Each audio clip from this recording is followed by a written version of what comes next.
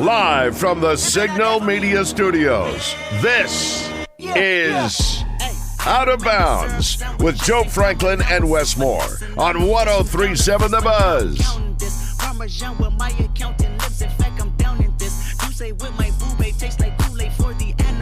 We gave him 2 full days off, Friday, Saturday.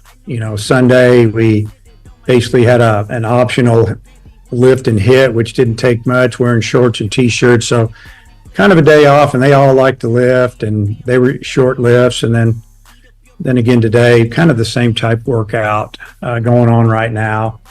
Still resting up a little bit, trying to get some energy, get some strength, and obviously, get everything mind right. Just be ready to play. As far as the coaches, we were up here a little bit off and on, 3 or 4 hours a day,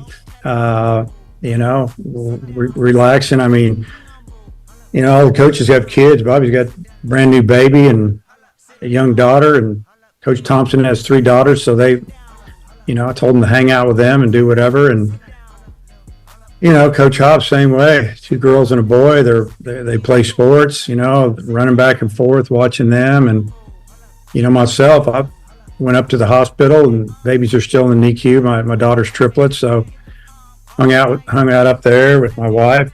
Got to hold the babies a little bit, and obviously get caught up on a few other things, and mentally get recharged a little bit, because that, the season, it's tough on you. A lot of people don't realize the grind that the kids go through at this level, the coaches go through. We don't play once a week. We don't play 2 or 3 times a week. We travel all over the place, and we're playing 4 and 5 games, and pre-game. There's a lot going on, a lot of hotels, and you have to learn how to mentally handle this grind, because if you don't, you burn yourself out. Don't want to burn yourself out. What's up, everybody? I'm Wess Moore. Glad you're with us. Out of Bounds. Joe Franklin with me. We're ready to roll. Ready to get this Fayetteville Regional going. Got plenty of sound from Dave Van Horn, and we're going to give away an opportunity to win tickets to 3 different listeners today. We'll do that once an hour. Got some trivia questions that I was looking through the stats and record books and found a couple of good trivia questions. And I would encourage you to listen to Kendall Diggs' interview. He's coming on at 2:10, thanks to Stephen Elmore Shelter Insurance. And maybe there's something Kendall says that we can use for a trivia question in our 3rd hour. Got to pay attention. Got to listen. Pays to listen, just like it'll pay to listen to the morning show in the morning. Yeah. All day today. Once an hour, every show is giving away a qualifier. So you're going to qualify for a chance to win tickets. So they're going to throw all these names in a hat and draw a name from the hat and announce it on the morning show, and then they have 10 minutes, 37 seconds? Is that the way it works? And if you don't call in that amount of time, move on to the next name. So it's important for you to be listening, but if you're not, depend on your friends, family. Hopefully they're listening and they can alert you that your name was called. I was listening to the morning show on the way in to work today, and they were doing the match game for, a qualifier. And they would say the word on the match game, and I'd be like, oh, this is an easy one. And the first guy's going to get it, and he missed it. Second guy missed it. Third guy missed it. Fourth guy, and I think it was finally the 5th guy, and I'm just like, oh. But, when you hear some of the other guesses in the match game, it made sense, but it was funny, and I forgot to tell Christian. It's probably from working with Christian for 4 or 5 years, however long. Every word in the match game that I had in my mind is what Christian also had in his mind. Yeah, we were all on the same page. But no, it's good. They throw out super, and it's like, okay, that's easy. Bowl, mark it. Yeah, somebody should be able to match that. No doubt. But there are so many different matches that it made sense what the other guys were thinking also. Also today, Pat Bradley will join us at the bottom of this hour. We'll talk a little bit about DJ Wagner. We can talk about Coach Cal. He's at SEC Media Days. I saw Trey tweet out a couple of minutes ago that Arkansas is going to play in Madison Square Garden.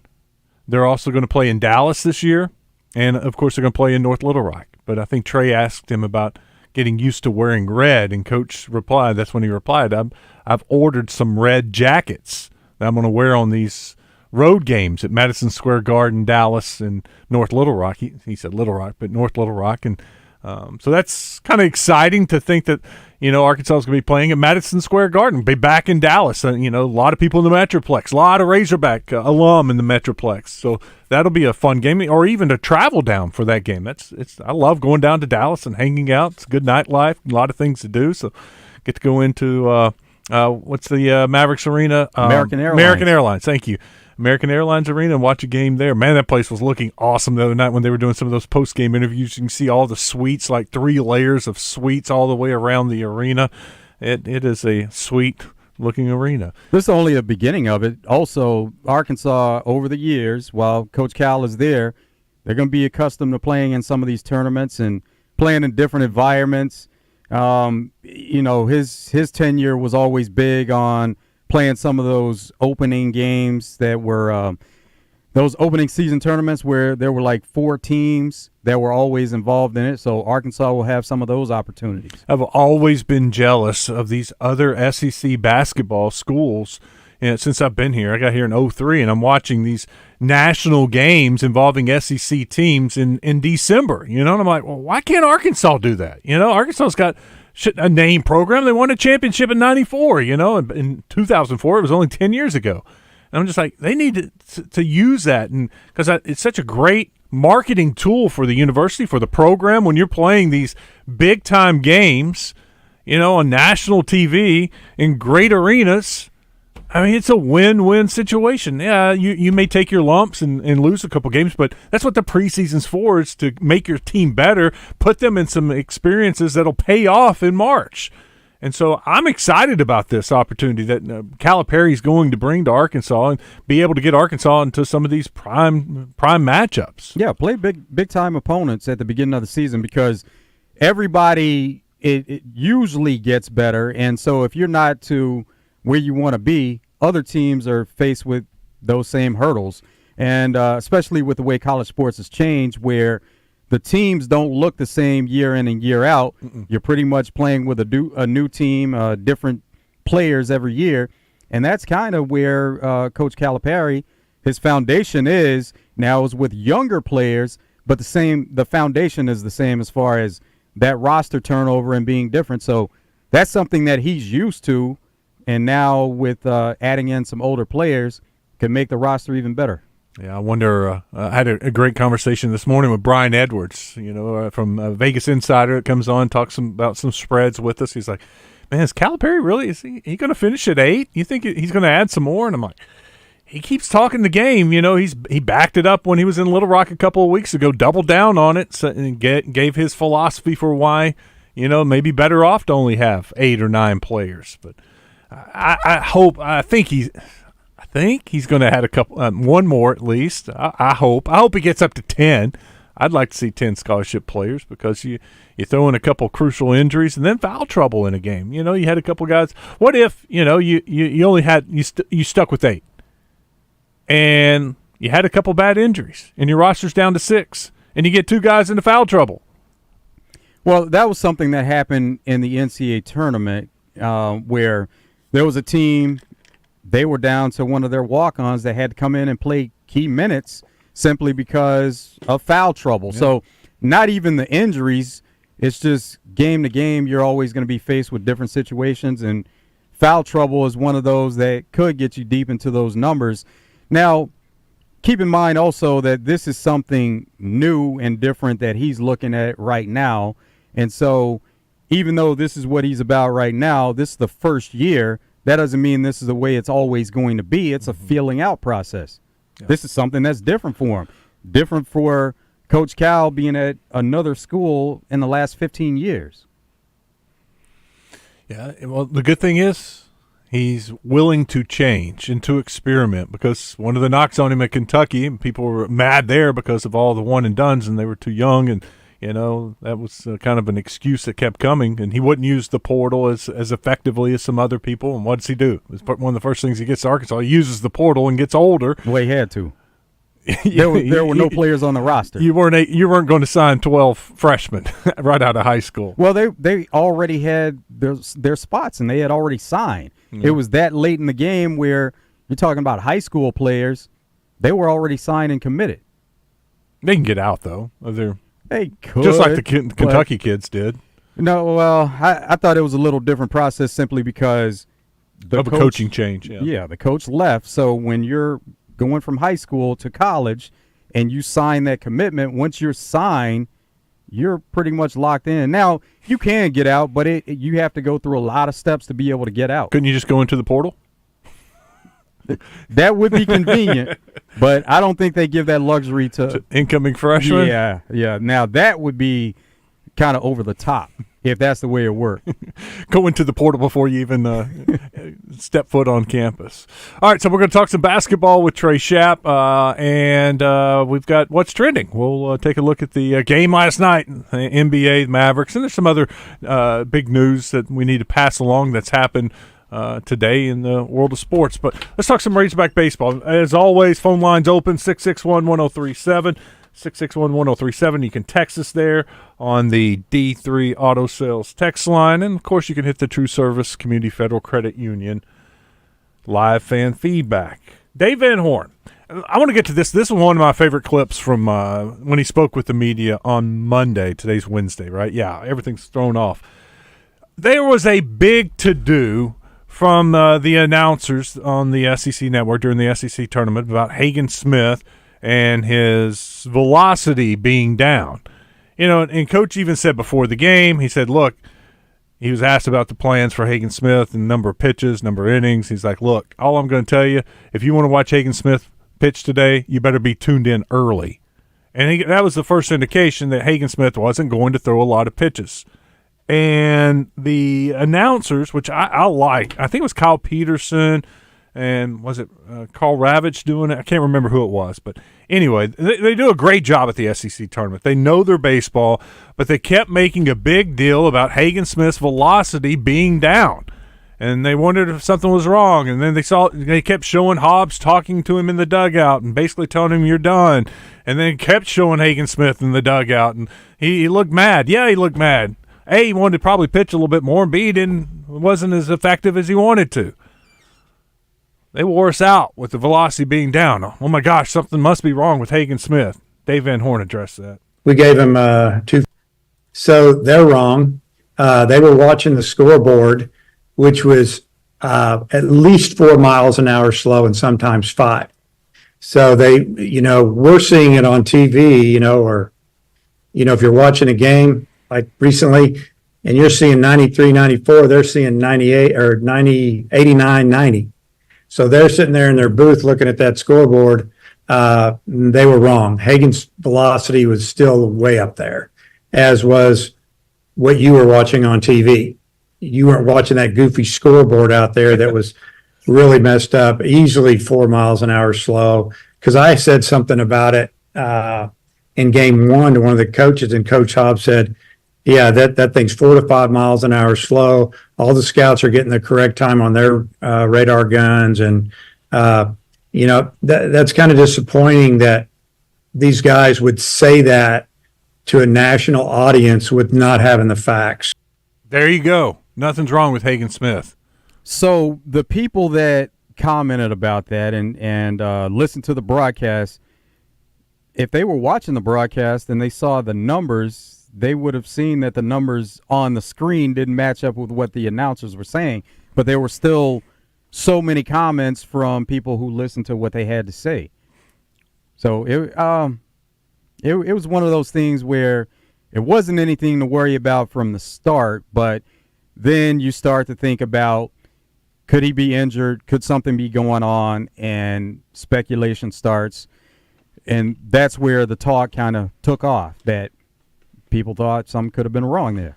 I was honestly, I never even paid attention to the numbers that were on the scoreboard or on the TV screen, and if they were matching up with the announcers. And again, it's one of those cases where, I was at the beach and we're, walking around. I'm watching the game, but I'm not right in front of the TV, looking at the miles per hour that are popping up. And sometimes, we've all seen these. Sometimes they pop up after a pitch and sometimes they don't. The numbers will flash up. And anyway, all I could do is hear the announcers and what they were saying and speculating and talking about his velocity being down. But that's good to know that didn't match up, and his velocity's fine. There's not an issue with Hagen Smith, and he'll be raring to go. I kept thinking back every time he's had and he hasn't had a bad outing. I don't count week one. He's had subpar Hagen Smith outings where, he went 6 innings and gave up like 3 runs. That a lot of pitchers, we would love for Mason Molina to do that, right? Go 6 innings and give up only 3 runs, or Gage Wood to go 6 innings and give up only 3 runs. But when Hagen Smith does it, you're like, dang, that wasn't his best, because you're used to Hagen Smith, honestly, going 6 innings and not giving up any runs, or maybe 1 run. That's who Hagen Smith is. But when he's had a subpar outing, we'll call it, he's bounced back the next week and been fantastic. I expect him in the regional, whenever he pitches, to be great. Yeah, the only issue with that is you don't have much to play with here. So if he has a subpar outing, there may not be a next weekend. No. That was during the regular season. Now it's totally different.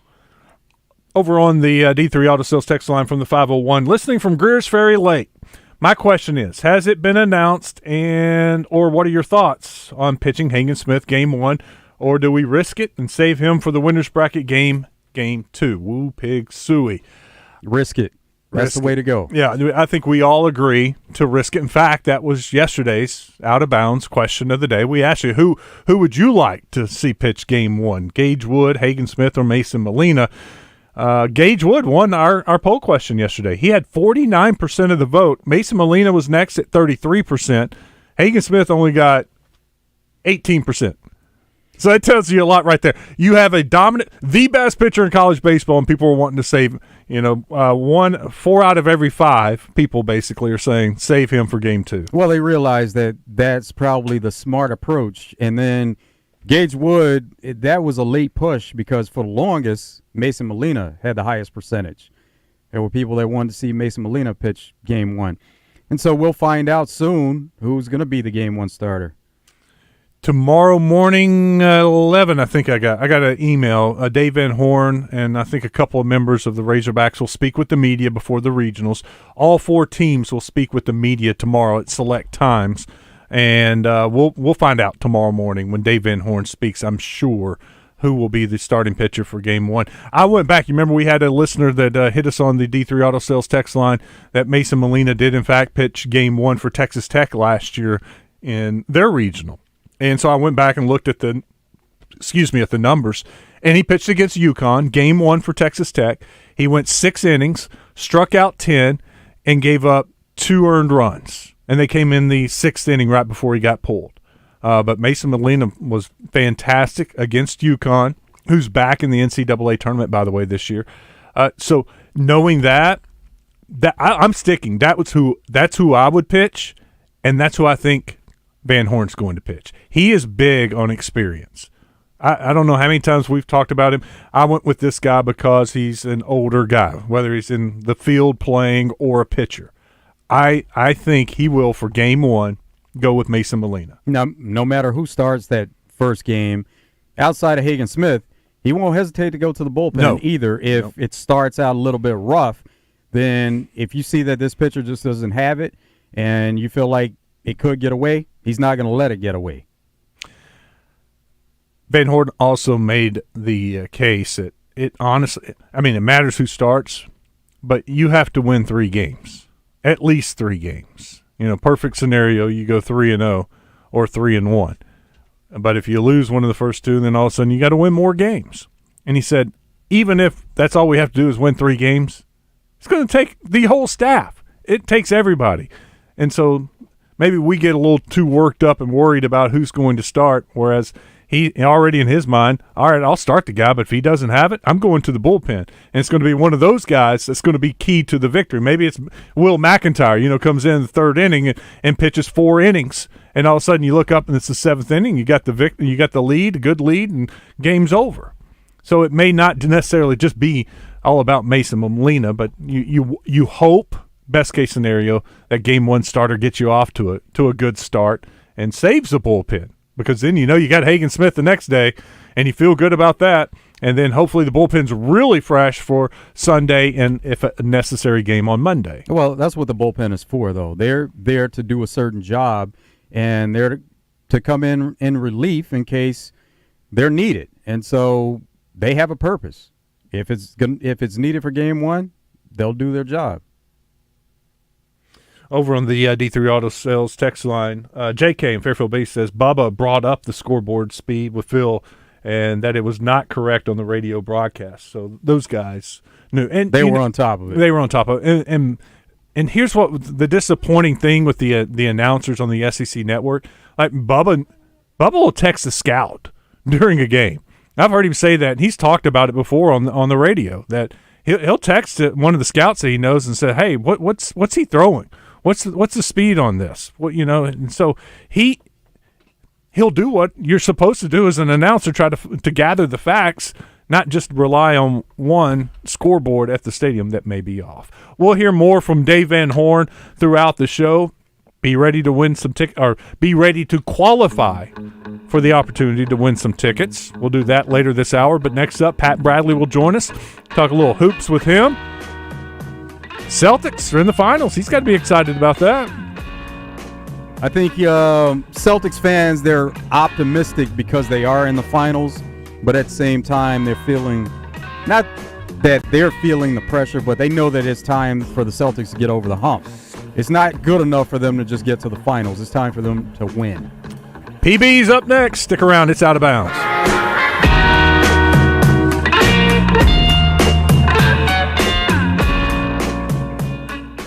Morning Mayhem wants to know, is it fact or is it crap? Listen each week for your chance to play, presented by Hubbard Power Sports Can-Am and Sea-Doo. Whether on the water or on the trails, we've got the ride for you.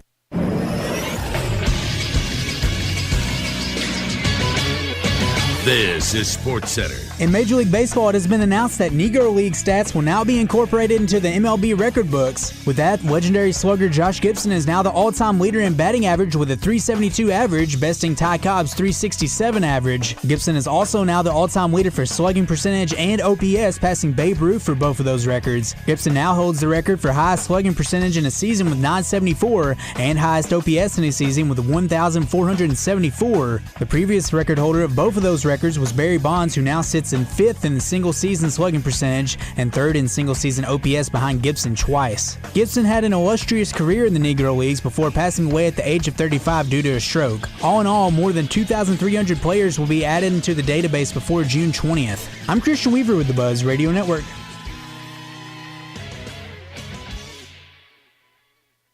Tune in each week when Susan Irwin Prowl shares her Keys to the Weekend music events calendar with Justin and DJ. Brought to you by Willie D's and Big Red Dog Productions. Big Red Dog Productions is your gateway to music excellence in Central Arkansas and beyond. Visit entertainersguide.com to see the weekly calendar and submit your shows.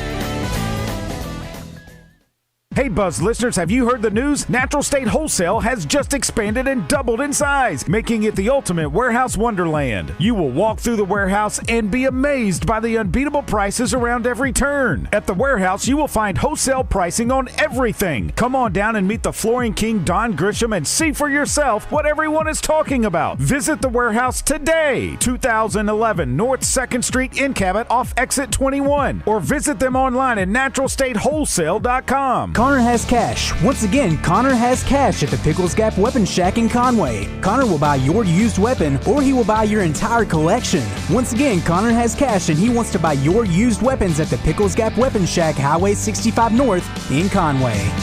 Extraordinary events come once in a blue moon, and right now, even the most extravagant luxuries are well within reach. The one and only May sale is back at Sissy's Log Cabin, and you can save up to 50% on nearly everything in the store. This is your chance to get the service, selection, and experience that makes you feel like family. But hurry, the best pricing of the year ends May 31st. Don't miss the one and only May sale at Sissy's Log Cabin, because life's too short for ordinary jewelry. Our daughter Jessie loves playing detective. A clue. But since we discovered she has sensitive skin, we've been playing detective too. We thought the problem was our puppy. But it was actually our old detergent. Aha! So we switched to Tide Free and Gentle. Tide cleans better than the leading competitive free detergent, and it doesn't leave behind irritating residues. Plus, Tide Free and Gentle has no dyes or perfumes, so it's gentle on her skin. Case closed. If it's got to be clean, it's got to be Tide Free and Gentle. This is the story of the one. As head of maintenance at a concert hall, he knows the show must always go on. That's why he works behind the scenes, ensuring every light is working, the HVAC is humming, and his facility shines. With Grainger's supplies and solutions for every challenge he faces, plus 24/7 customer support, his venue never misses a beat. Call quickgrainger.com or just stop by. Grainger, for the ones who get it done. It's Justin Acre for CertaPro Painters, and this time of year we're talking a lot about spring cleaning. How about a spring freshen up for your home so you can stand and admire it with a fresh color on the outside? These can be hard to reach places when we're talking about exterior painting. That's why I like to leave it to the pros from CertaPro Painters. Not only will they do a great job, this can also be dangerous work. Each CertaPro Painters business is independently owned and operated. Schedule your free estimate online at CertaPro.com. Indoor or outdoor, it's CertaPro. That's Certa with a C. When choosing a painting professional, the choice is simple. Choose happy. Choose CertaPro Painters. Bubba Carpenter joins Justin Acree and DJ Williams in the zone every week this baseball season, presented by Johnston's Home Center in Benton. Johnston's Home Center, if they don't have it, you probably don't need it.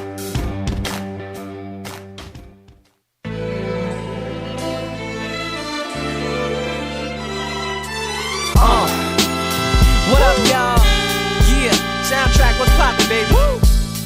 Pat Bradley on Out of Bounds is brought to you by Southern Floor Coating. Transform your porch, patio, or pool deck by calling the real pros.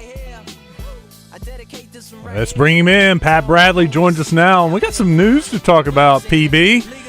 Got the SEC spring meetings going on down in Destin, and Coach Calipari has given us a couple of nuggets. One, Arkansas is going to play down in Dallas. They're going to play in Madison Square Garden this year. And, of course, they're coming to North Little Rock. And then he just kind of clarified. Oh, let me stop right there. What do you think about playing in Dallas and Madison Square Garden for the Razorbacks this year? Well, I think we talked about this before, that he's going to have the Hogs in some high profile games. I love Dallas. I think I know you do too, but I mean, there's so many Hog fans in Dallas, and we have so many great memories with the playing Texas A&M down there that's pretty much a no-brainer. And of course, like MSG, you knew that one is either going to be Brooklyn or Madison Square Garden. So I think it's great. It's fantastic, and I think we'll definitely get used to having a lot of those high-profile tournaments and games that we play in. And then I just saw this tweet during the commercial break. Coach Cal is talking with the media right now, and some of the reporters are tweeting out his comments. He we've discussed it. He's discussed it about having 8, 9 scholarship players. And it sounded like he was going to, basically say it again, that he was going to have 8 or 9 scholarship players, and then he'll fill the roster with walk-ons. Today he clarified what he means by walk-ons are scholarship players who will have the opportunity with their play to earn NIL deals. So these aren't the old-fashioned walk-ons that you're thinking. These are still going to be scholarship players. They're just not getting any NIL money. He's saving the big pot of NIL money for his top 8 or 9 players, and then the rest of the guys will be on scholarship, but they're not getting any of this NIL stuff. Right, which NIL is name, image, and likeness. I mean, you could be, as a matter of fact, some of these walk-ons, as we know, that come into the game at the end of games, and the whole fan base is yelling, shoot it, shoot it. Some of these guys are well known. They can get NIL right now. I mean, all you need for NIL is some company or business or whatever it is willing to give it to you. So the NIL, we should take away NIL when we're talking about what he's talking about, because we should call that bonus salary money base. Not even bonus money. It's not name, image, and likeness to me. No. If you have a pool of $8 million and you spread it out between $1 million between 8 guys, they're not using that to me should be the salary cap. Is basically what it is. Mm-hmm. Completely different than an NIL, the way it began. So, I mean, that's what a lot of schools are doing anyway. It's like, what? You know what I mean? Mm-hmm. You're not going to. I don't know. I guess it's just puzzling to me that any of this is a surprise to anybody. To be honest with you. BB, there's talk, and it's mostly around football right now, but of course it could filter into other sports. There's talk about walk-ons possibly going away, where they're talking about limiting the football roster to 85, so that would be all scholarship players. And you've been around the game for a long time. You played with some guys that were walk-ons that earned scholarships. How important is that for walk-ons to be a part of college sports? Well, it's extremely important. I think, years ago when maybe, there wasn't as much information and technology, it definitely benefited a lot of guys to either be a preferred walk-on, you guys know Guy Whitney. He was a player, he was a really good high school player, and, could have got a scholarship to play at a variety of schools. However, he wanted to play for the Razorbacks, and he was able to, because his high school coach knew Coach Richardson, and he worked some of his camps, so, it was easy transition. So I do think, now it's probably, with just so much way to gather information, there's probably not as many players that go under the radar. But then the other thing too, Freak, it's like, there's a lot of guys who, I'll give you another example, John Engstall. He was a really good high school basketball player, but he wanted to be part of the team. He knew he wasn't going to play in the NBA. That wasn't his motivation, but he wanted to be part of it. And he was a valuable asset because, when guys were tired, he'd be able to go in. He was a good resource with players coming into the program because his focus wasn't on me. His focus was on, all right, how can I help these young guys? When I was a freshman, he was a senior. Locke was next to me, so he helped me in sort of a lot of the other things. So, they're valuable because of that. They're very. It was funny. Reggie Merritt, John Engstall, Guy Whitney. My freshman year, they had their group. They call it the Union, and so they're just valuable all the way around and helping other players assimilate and practice. They give 110%, but they know that they may not play in a game. There were times where they didn't travel on the road. So you need people like that. It's tough. But I knew one thing that I thought Coach Cal was talking about was he would have a lot of graduate assistants. And Coach Muss had that too. He had his graduate assistants play in practice. And they were valuable too. And these guys that might have played even overseas. So that's another way. You're going to have an 8-9 man roster. You fill it out with GAs that can help you practice. That have played either high level college basketball, even overseas. Or actually even the NBA. I don't know. Speaking of walk-ons, I just got to confirm Marty Burlsworth is going to join us tomorrow at 1:30. They have their Burlsworth camp Friday in Harrison, Saturday in Little Rock at War Memorial Stadium. But I want to get his thoughts. Maybe the greatest walk-on ever. If it's not for the walk-on, Brandon Burlsworth doesn't happen. And we've seen it so many times at Arkansas, a walk-on earning a scholarship, earning playing time, and significant playing time. The other thing, too, is with the ability to transfer so easily now, you have, whether it's, Brandon Burlsworth or Guy Whitney, you have an opportunity. Let's say Brandon doesn't get an offer to scholarship at Arkansas, but he probably, I don't know. I never asked. Maybe we can ask Marty. He might have been offered a scholarship at a smaller school. So now with the ability to transfer, players like, all right, well, I'll start out at a lower level, knowing that I can easily transfer up if I develop. Where, so that's maybe another instance of what changes for the walk-on from years ago before it was so easy to transfer. It's official now. DJ Wagner has joined the Razorback roster. There was a lot of speculation there, and it came down to a couple of schools, and now he's officially with the Razorbacks.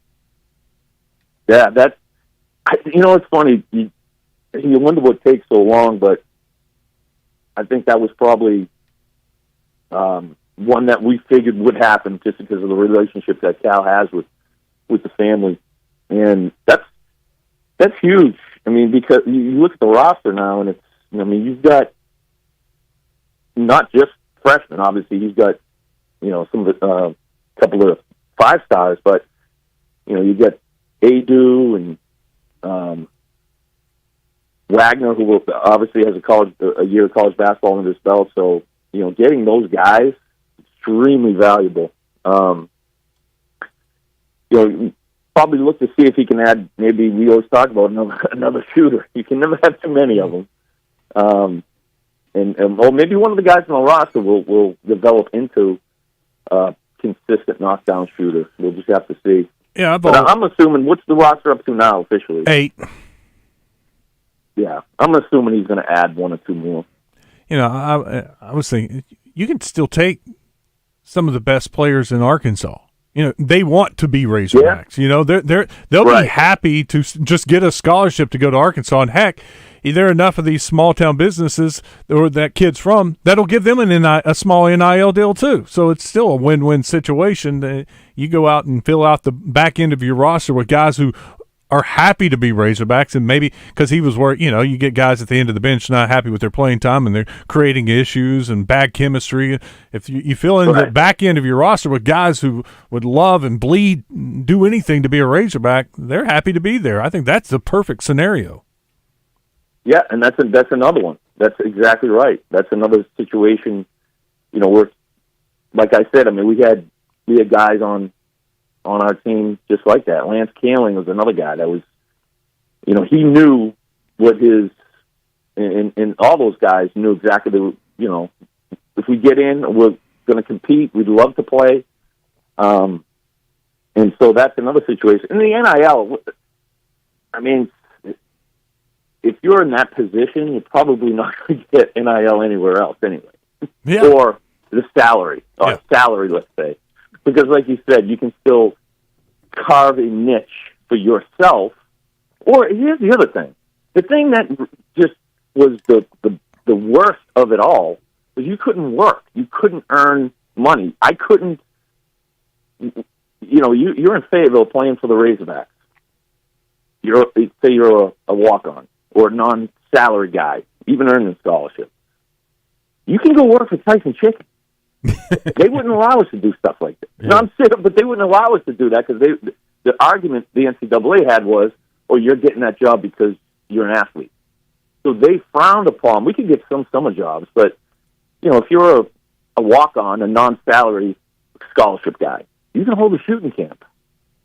You can do shooting lessons, dribbling lessons, defensive slide drills with everybody in the 6th grade, and they give you $20 a pop. Those are the things that you can do that people, I don't think, realize how simple it is. You know what I'm saying? Like, that is available now for athletes that weren't. You got Twitter, TikTok, Instagram.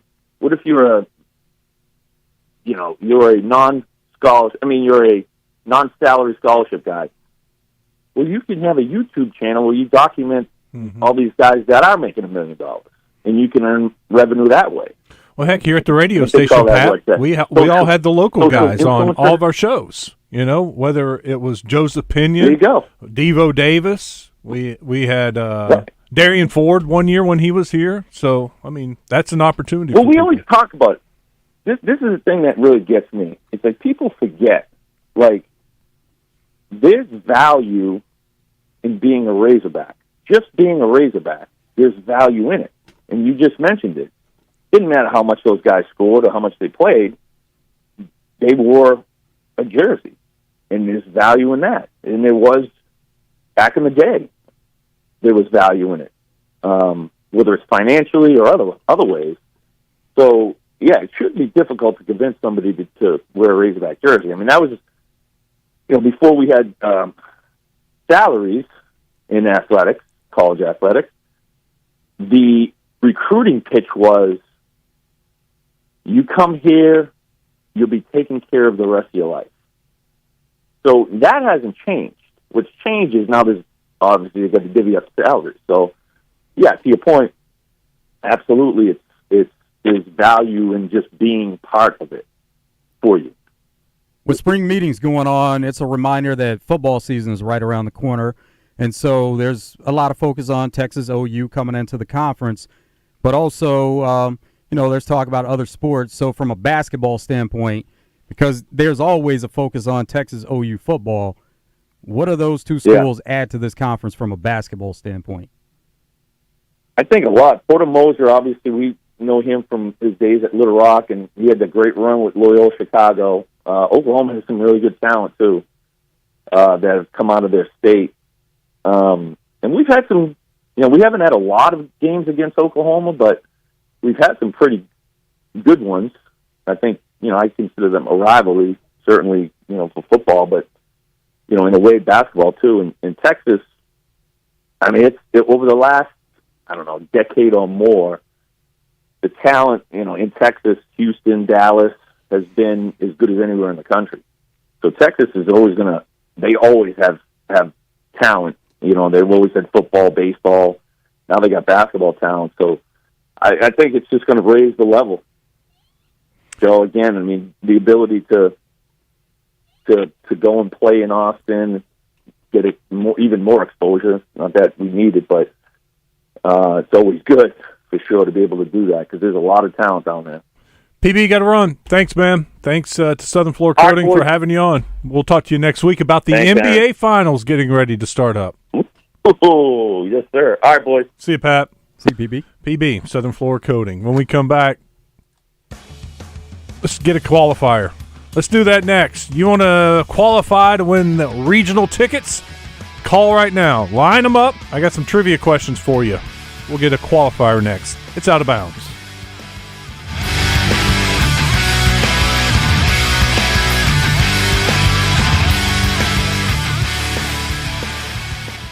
Do you have outside sales experience? Do you want to be highly compensated and sell for one of the biggest and most reputable window and door companies in the country? Renewal by Andersen of Greater Arkansas needs to hire 5 Little Rock sales reps by the end of the month. Why do their sales reps stay with them for years? You can be proud to sell products built in America. No cold calling. They set and confirm all your appointments. And best of all, by selling Arkansas's premier windows and doors, you'll have uncapped earning potential. If you have outside sales experience, come sell windows and doors for one of the best paying home improvement companies in Arkansas. Renewal by Andersen must hire 5 Little Rock sales reps by the end of the month. Call 501-708-2525. 501-708-2525. That's 501-708-2525. Heartland Rehabilitation and Care Center in Benton proudly offers compassionate and loving care to our veterans, meeting the unique needs of every veteran who calls Heartland home. Visit heartlandrehabcenter.com. Arkansas Golf Center in Conway now offers more. The state's best golf instruction and club fitting destination is now Arkansas's best golf entertainment venue as well. 9 heated and cooled Top Tracer Range golf suites, indoor golf simulator, party deck, and full-service restaurant with seating for groups up to 75. Arkansas Golf Center is the perfect place to host an event, book for a party, or just stop by to unwind. Open 7 days a week with lights on for night hitting until midnight. ARGolfCenter.com to find out more. Shop the Sherwin-Williams Memorial Day sale and get 30% off paints and stains from May 24th through June 3rd. With prices starting at $34.29, it's the perfect time to transform your space with color. Whether you're looking to revamp your bedroom, living room, or home office, we have you covered with bold hues, soothing neutrals, and everything in between. Shop the sale online or visit your neighborhood Sherwin-Williams store. Retail sales only. Some exclusions apply. See store for details. What's keeping you from learning the language you've always wanted to speak? Too hard. Takes too long. Not with Babbel. Babbel's interactive lessons, podcasts, games, and more make learning fun. Fun isn't hard. Right. And in 10 minutes a day, Babbel's bite-sized lessons are designed to get you having real conversations in as little as 3 weeks. That's not long. It's not hard. It's perfect. It starts here. Go to Babbel.com to try for free. That's BABBEL.com. Babbel.com. Did you get us switched over to shelter insurance? Actually, I found a deal online. You did. Does your deal come with award-winning customer service? Oh, I'm not sure. Does the deal include a local agent? Doesn't actually say. Can we create a customized plan that fits our needs? Let's just call the local shelter agent. For insurance that fits just right, find a shelter agent near you. For auto, home, life, or business insurance, see shelter agent Stephen Elmore, 501-537-0959. This is Pat Bradley for River City Flooring. And when looking for a local flooring and carpet store, check out my friends River City Flooring in Maumelle and visit their showroom to see their wide selection of the highest quality carpet, wood, laminate, and vinyl flooring at the best prices. Over 5,000 square feet of waterproof flooring starting at $1.99. Free installation on all in-stock carpet. They do custom tile showers, backsplashes, granite countertops, and more. Visit River City Flooring on Maumelle Boulevard just off 430 and at rivercityflooringinc.com. Willie D's Rock and Roll Piano Bar open every Tuesday, Thursday, Friday, and Saturday. Cold drinks and dueling pianos. Deep Nightclub downstairs hosts karaoke on Tuesdays and DJ Spin on Friday and Saturday nights. Visit WillieD'sPianoBar.com.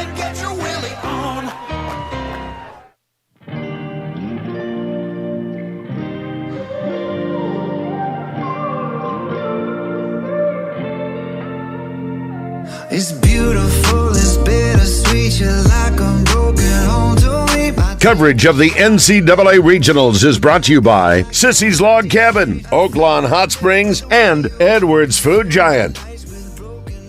And you have an opportunity to go to the NCAA Regionals. We're going to get a qualifier right now. We got 3 people on hold. I've got some trivia questions. We're ready to roll. Jeff and Bryant. Wow. Couldn't hold on. Maddie's next up in Pleasant Plains. What's up, Maddie? Oh, nothing much. Just hoping to win these tickets. All right, here you go. All you have to do is answer this question. Hagen Smith leads the team in strikeouts, 154 strikeouts this year. Who has the second most strikeouts on this team? Which pitcher has the second most strikeouts after Hagen Smith?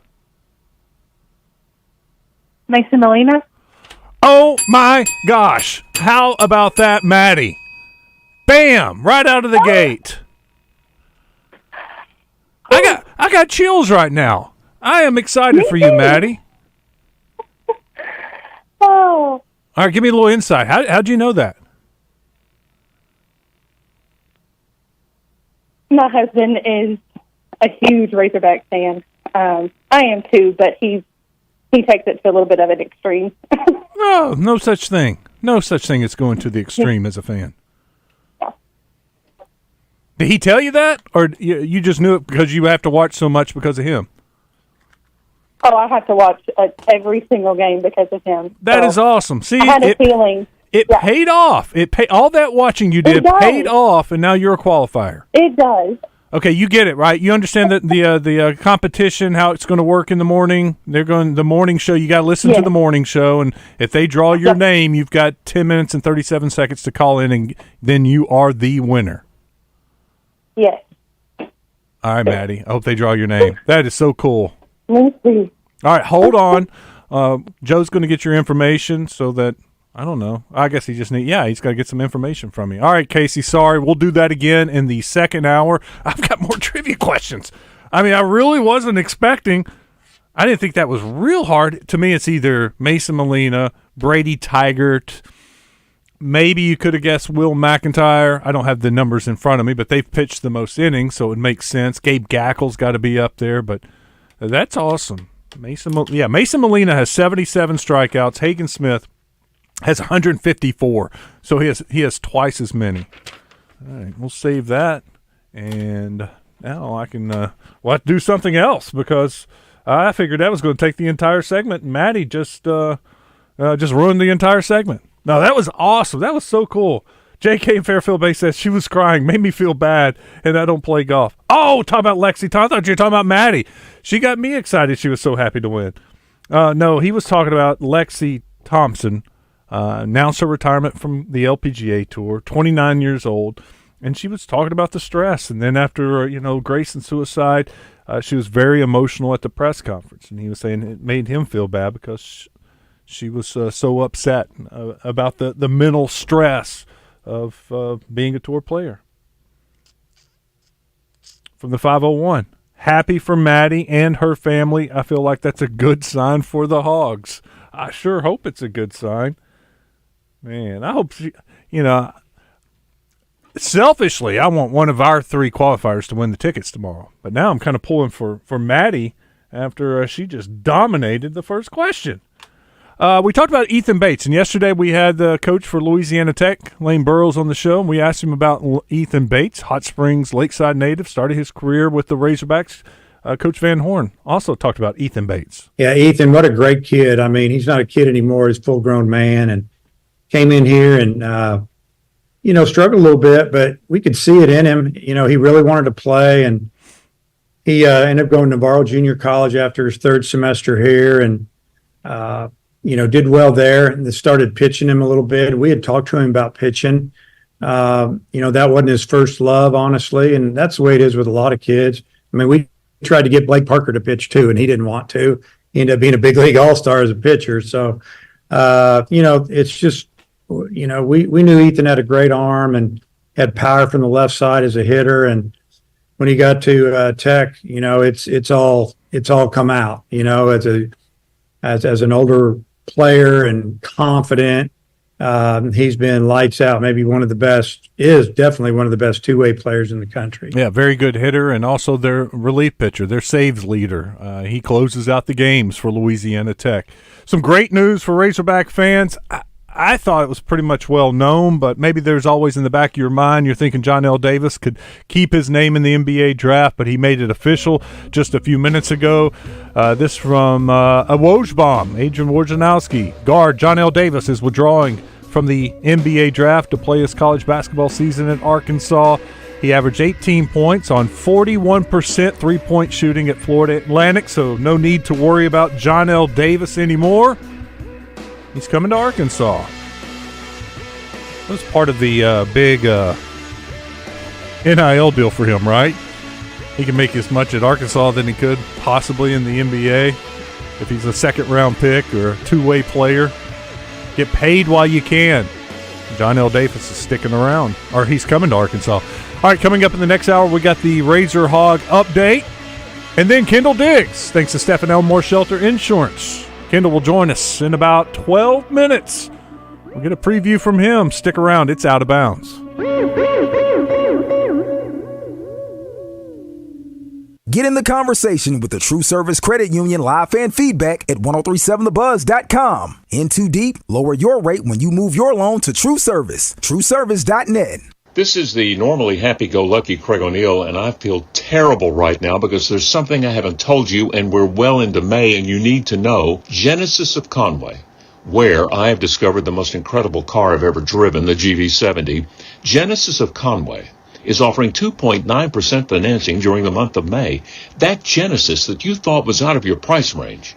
Guess again. Genesis of Conway. You find the future of luxury today and the smartest car buy of the year. It's Justin Anker reminding you that CertaPro Painters is here to make your life a lot easier, especially when it comes to exterior painting. You may be noticing faded colors on your walls or on the exterior of your home, so let CertaPro Painters give you a freshen up for spring. Schedule your free estimate today at CertaPro.com. Each CertaPro Painters business is independently owned and operated right here in your community. It's simple to book, and it's even easier to get a great paint job done to your home. All you got to do is get CertaPro on the case. When choosing a painting professional, the choice is simple. Choose happy. Choose CertaPro Painters.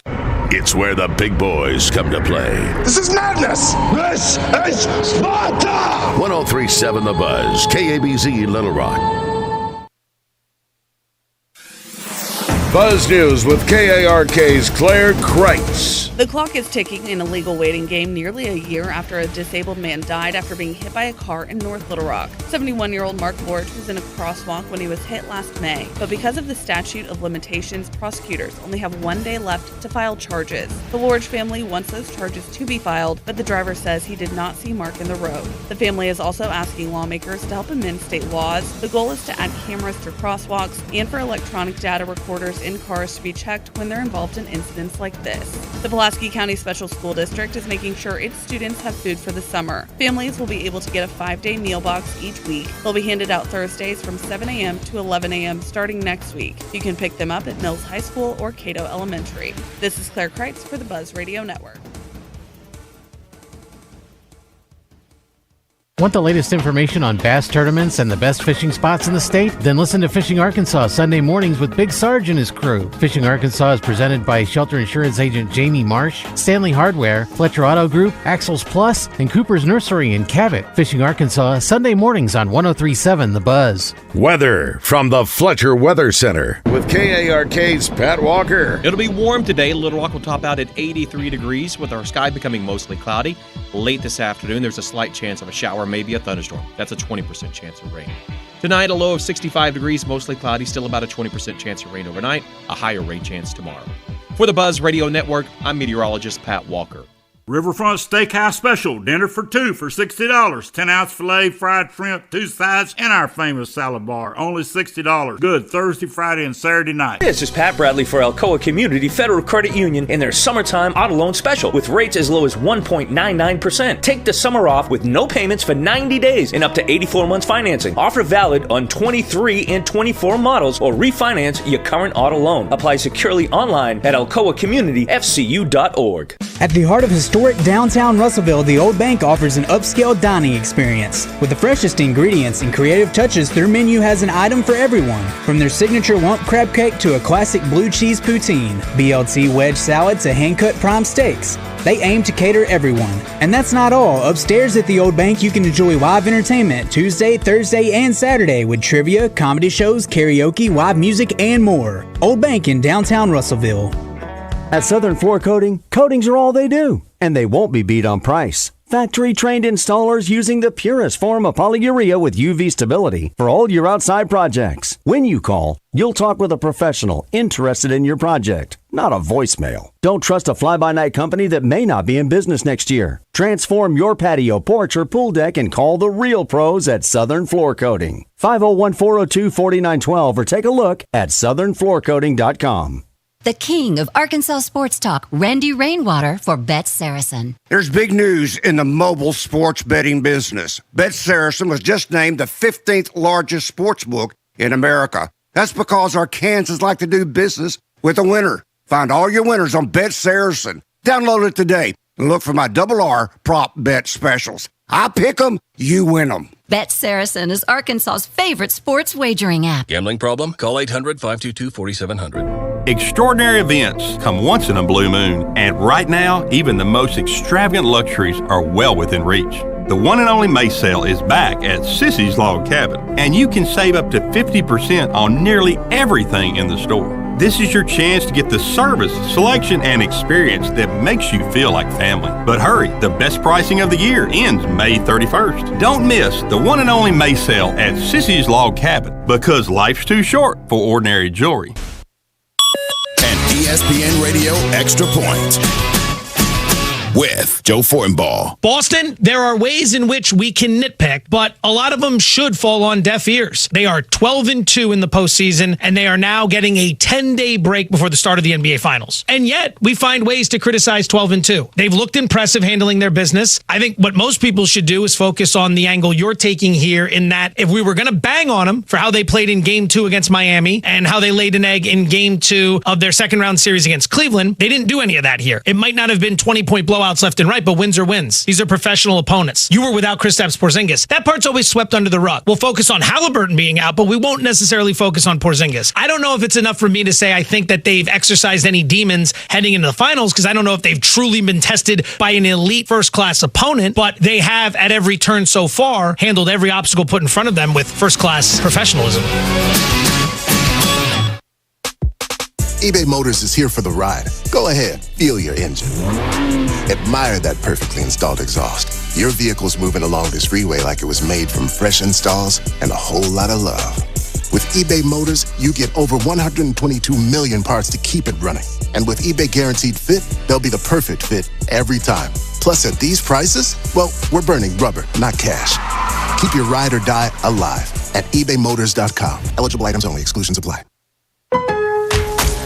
Lowe's knows every project starts with the right tools and equipment. And during Craftsman Days, you can save big on what you need from a brand you trust. Get a free Select V20 tool when you buy a Select Battery 2-pack. Plus, save $50 on a V20 string trimmer and leaf blower combo kit. Now only $99. Because Lowe's knows home improvement. Valid through 5/29 while supplies last. Selection varies by location. Live from the Signal Media Studios, this is Out of Bounds with Wes Moore and Joe Franklin on 103.7 The Buzz.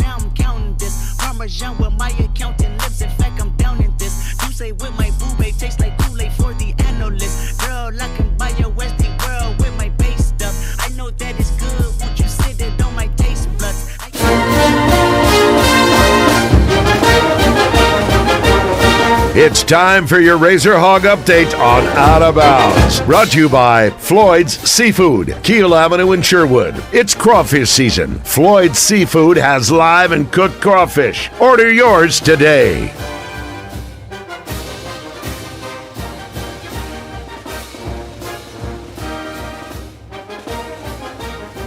All right, Dave Van Horn spoke with the media earlier this week, getting ready for the Fayetteville Regional. They'll take on SEMO Friday, hoping, weather permitting. Joe, have you seen the way you're shaking your head? Yes. Yeah, it does not look good at all. I spoke with our meteorologist up at Fox 16, and she did the future radar formula last night. Now, granted, it was last night, so that was still, a couple days away, but the radar at 1 o'clock, right before the game was to start, showed this big, huge red blob that was moving from southeast to northwest, right smack in the middle of Fayetteville, covering all of northwest Arkansas. It was a lot of rain, and it didn't look good. And, for the entire state. We're going to get a bunch of rain on Friday, so I don't know. I got my fingers crossed. And it's still, today's just hump day. Things can change, but it looks like that front is going to be make Friday the weather maker for the state. I'm not excited about that. Let's see here. Dave Van Horn talking about the lineup.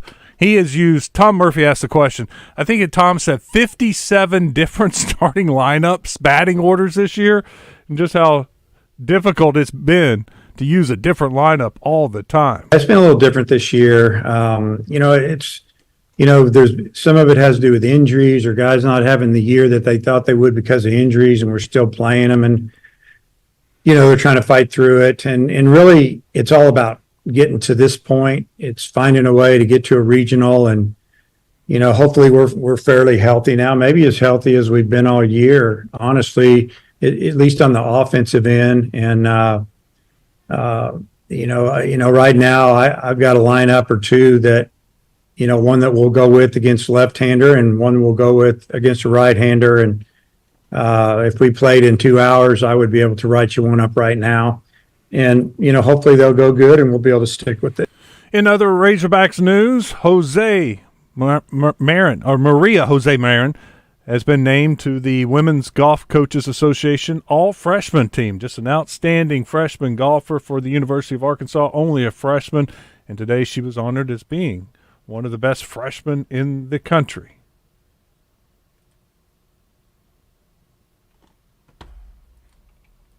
Diggs swings and belts it high in the air to deep right field against the wind, and that ball's out of here. Kendall Diggs crushed that ball. Kendall Diggs is brought to you by Stephen Elmore with Shelter Insurance. For auto, home, life, or business insurance, see Shelter Agent Stephen Elmore or give him a call at 501-537-0959. All right, let's bring him in. Kendall Diggs joins us on Out of Bounds. Kendall, how are you? How you feeling?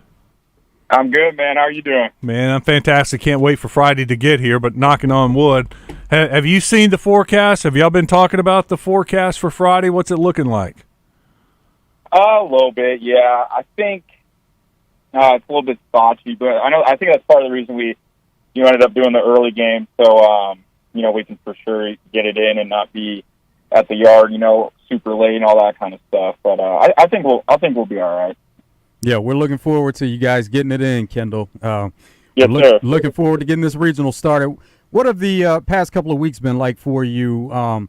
We know you're comfortable wherever you are in the lineup. You'll play wherever needed, but you've been batting leadoff. So what's that been like over the last couple of weeks?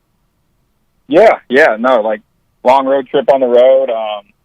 Played some really good teams. I think a lot, as far as like you said, hit leadoff a good amount too. Just talking with Coach, just trying to get. I mean, I was in there, and in the leadoff spot, you're gonna get a lot more at bats as well. So it's just really good for me trying to get back in the groove, see as many pitches as I can, and no, I think it was great. Like I said, don't really have a preference where I'm at in the lineup, but it was really good for me, and I felt like although the results might not have been there, my at bats were just a lot better as far as seeing pitches, having some good takes, battling, and just having some quality at bats, hit some balls hard, a couple knocks. So I feel like I'm in a pretty good spot going into this weekend. We played a clip from Coach Van Horn that he was talking about the road trip, and it was a hard road trip. You play a top 5 Texas A&M, then you go to the SEC tournament. We all know how good the SEC is there, and lost 4 out of 5 on that road trip, and you guys weren't happy. What's the kind of the mood, I guess, soon after the game, and now what's it like in the locker room? Yeah, no, mood's still good, man. It wasn't the outcomes we were looking for, and it sucked. We're mad about it, but we've moved on for sure. It's something like. That's all in the past, and now the most important part of the season is here. This is why we do it. This is why we work our tails off all fall, pre-spring, all spring, to be able to, be put into this position, hosting this regional. And, everyone's eyes are forward, man. We're just, super excited to get out there and play in front of all the best fans in the country this weekend. Each season is different. Each game is different, but how can you lean on past experiences and going into this regional?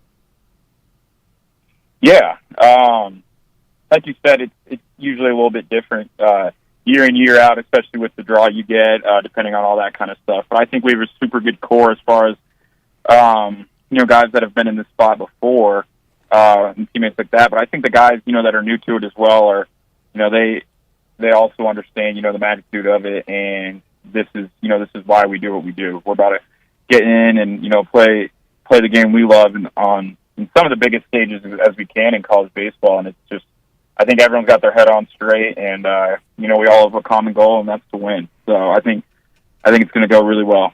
How do you help those new guys along? You mentioned the new guys that haven't been there. How do you help them? Yeah, it's wild. For us, it's like we have such high expectations for ourselves and this program. But even talking with just like Ross Lovich and Ty Wilmsmeyer, they were at Mizzou for years, and they haven't made it to a postseason. So they're just fired up, man. So, you're talking to, a lot of guys, everyone's super fired up, ready to go, but at the same time, we got to play our game. And, it's still baseball. We're going out there and doing our thing. We're in the spot for a reason. So, and that's what I'm saying. They haven't played the postseason, but a lot of those guys, they're older too, and they get it. That's what's really nice. They do such a good job of recruiting guys that are, have their heads on straight and understand, just college baseball and how it all works, especially in the SEC being such a competitive and talented league.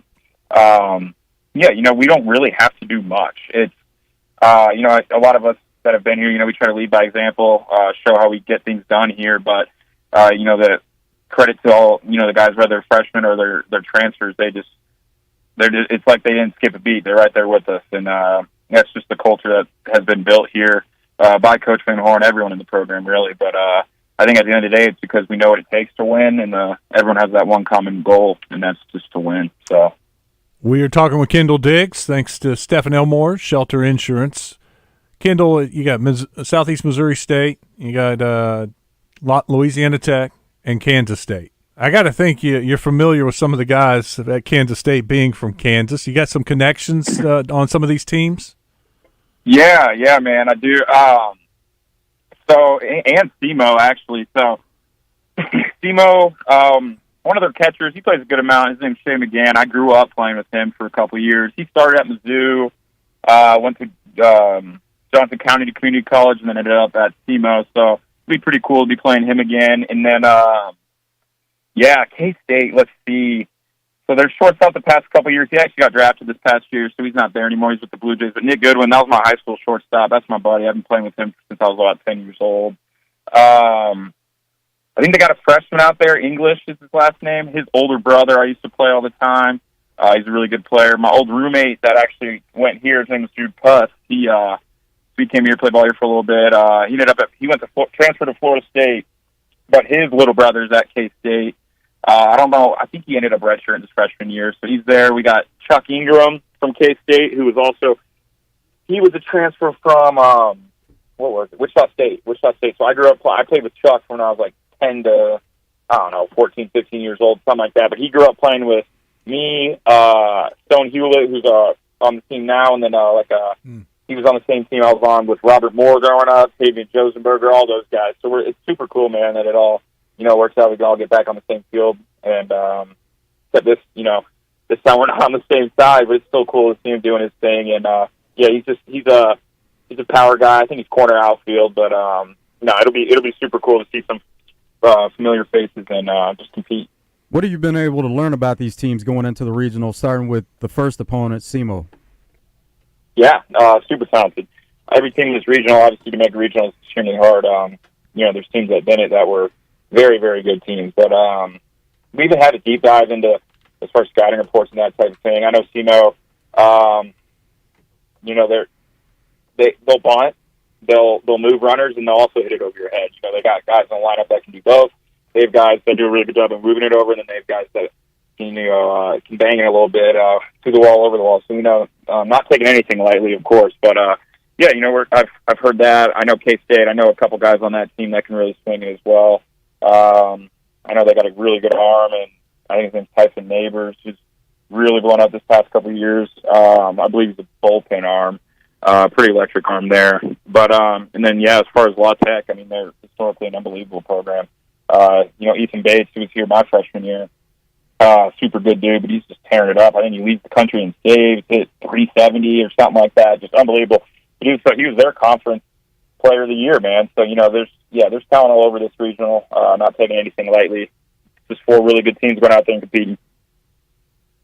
Kendall Diggs with us, thanks to Stephen Elmore Shelter Insurance. Kendall, when you look at the time off that you've had, you played Wednesday and Thursday in Hoover, and then what have y'all been doing? Friday, Saturday, Sunday, Monday, Tuesday, Wednesday. What have you done to kind of recharge your batteries and get ready for the regional? Yeah. So we got back. We had 2 days off. So we had that Friday, Saturday off.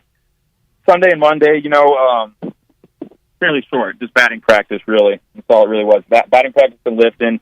And then, these past couple of days, just a little bit of defensive work, a little bit more team practice, get the pitchers involved a little bit as far as bunt defenses, all that kind of stuff. Got another lift in. For example, this morning we practiced from about 11:30 to 1:45-ish, right around there. Still fairly light, especially this deep in the year. Work on some cuts and relays, maybe some position defense, and then it's batting practice, and that's about all we do. But and then other than that, but as far as overall what we've been doing in our free time, I can't speak for everyone else. I know I've been resting a whole lot. I've been getting a ton of sleep. It's awesome. Body feels great. School's out, so that's always a nice thing too. So really just trying to recover when you get out of that field.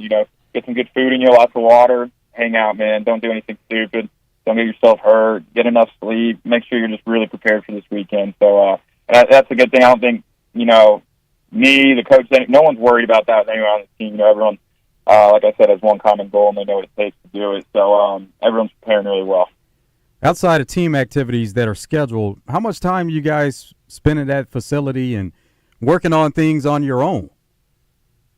Yeah, no, it varies guy to guy. Everyone's different. So, but I mean, I know we're up there a lot. We really are. For example, like Ben McLaughlin, he hits just as much as anyone I've ever met. It's like he freaking lives there, man. But no, that guy works so dang hard. But so he's there all the time. You know what I mean? He'll go up there, hit. No lie, but I'm not a huge. I don't like to hit myself into a hole in the cage, that type of thing. I'm one of those guys. Like if I'm dragging a little bit, a little tired, I don't want to go in there and create bad habits. as far as that goes. But I guess it kind of varies, especially on the guy, how things are going, and specifically what they're working on. I feel like I've been in the training room this year more than I ever have, unfortunately. But that's more time there as well. But no, I love it there. I think everyone else does too. I wake up in the morning, if I don't have to be there till noon, it's like I just want to go. I just go, grab some food, show up, hang out with the guys before whatever we're doing. Kind of just hang out before we get to work, maybe hang out a little bit more, recovery, go do whatever you want. But there's so much to do there as far as if you want to work on something, watch video, recover, eat. It's an unbelievable facility. So I know the guys, we love being there, and we're there a lot, but we don't dislike that at all. I think if we had the choice, we'd be doing the same thing. So, what % would you put your shoulder at right now? As far as pain tolerance and all that kind of stuff, I was talking with my parents, coaches, Corey, our athletic trainer, all that kind of stuff. I'm like, man, I'm not having any pain. I haven't had any pain in it since. I went back. I was like the beginning of last road trip. Like I haven't felt any pain or anything like that. So I'd say 100%. I haven't felt it on a swing, catching anything, nothing like that. So I'd say 100%. Awesome. That's good. That's yeah, exciting. Man. I'm pumped. I feel like I'm in a really good spot going into this weekend and just go out there and get it done. Kendall, it's a different time right now for postseason, but as far as looking back on the regular season, some of the goals that were out there for you guys, how do you feel that the season went? I'd say the season went great, man. Won that SEC West, had the potential to win the whole thing. Had a couple games in league play slip away from us, but that's baseball. This league's unbelievably tough. So I don't even think we didn't even reach our full potential really in the regular season. And it was, it kind of reminds me of looking back at the 22 team I was a part of. We really took off in that regional in Stillwater. And obviously I wasn't in there every single day, but just being a part of that and just watching that team really come together in the postseason, I don't know, it's just kind of the same type of feel this year, and it wouldn't surprise me if we went out there and everything just clicks, man. Whether they're, playing a little tight or pressing a little bit, that type of thing, but something about the postseason, it's kind of not letting your guard down, but you're just going out there and everyone's just, you're fighting for your lives, man. No one wants, we were talking about it the other day, as a group, it's this could be our last time together on a field, man. And if you need any sort of motivation, that should be something that really gets you going. So, no, I think we're in a really good spot. Definitely proud of all the guys and the team, the program, what we accomplished in the regular season. But, what really matters most is, what's coming up now. What we accomplished then got us this host, and now we got to go to work. Yeah, I remember after the A&M game, and I think the announcers even said that there wasn't a huge celebration after you clinched the SEC West. It was like a normal victory. Y'all went out there and shook hands and had high fives. Yep, that's all it was, man. Shake hands, mentioned it in the team meeting, congratulations, good work, boys. See you tomorrow. Play again tomorrow. You know what it is? We're not a huge, rah-rah, screaming, all that kind of stuff. We think we were supposed to be in that spot, and we were, and we're proud of that, of course, but, it's always really next task, and I think that's why this group's had a ton of success. When's the next time y'all celebrate and do something big?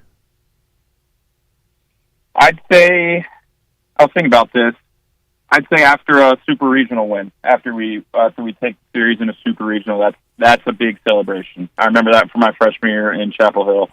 That was pretty cool. Haven't felt that much joy on a baseball field in a long time, man. Everyone's storming the field, dogpiling, that type of stuff.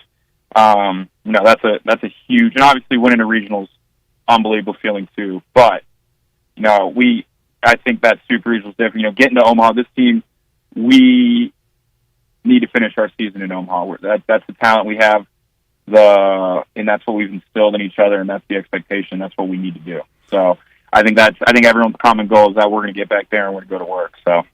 Will you do me a favor when y'all do the hog pile after the super regional victory? Just be very cautious when you jump in there. Don't let anybody land on you. Yeah. Oh yeah, no, I've always dog piles. Yeah, even if I'm the first one there, man, I'll wait. I'll let about 15 guys pile up and just kind of hop on the side real quick.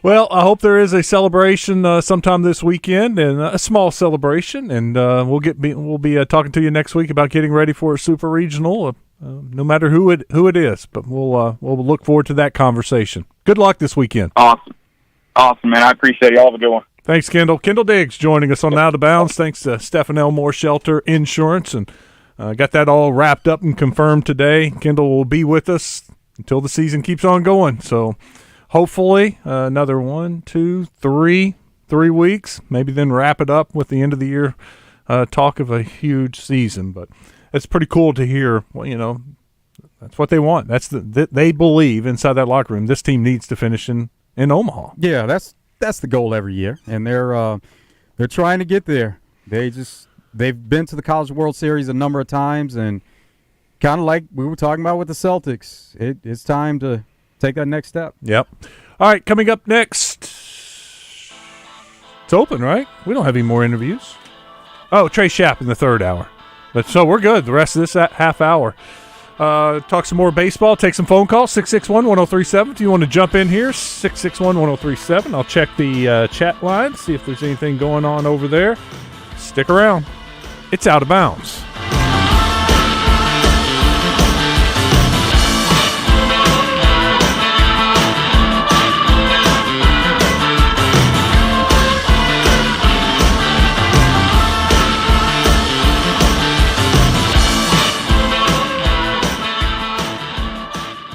The Diamond Hogs have their sights set on Omaha. Hear every game along the way on 103.7 The Buzz. Brought to you by Sissy's Log Cabin, Edwards Food Giant, and Oaklawn Sports Hot Springs.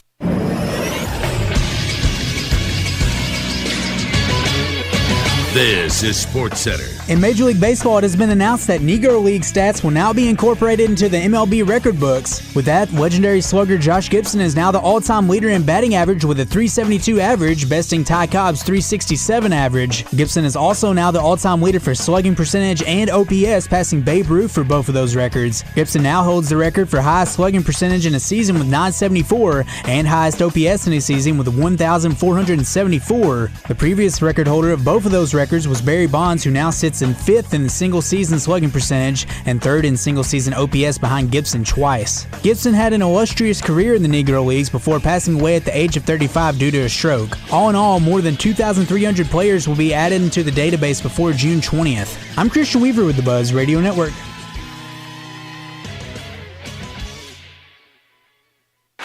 Oaklawn is your hot springs escape.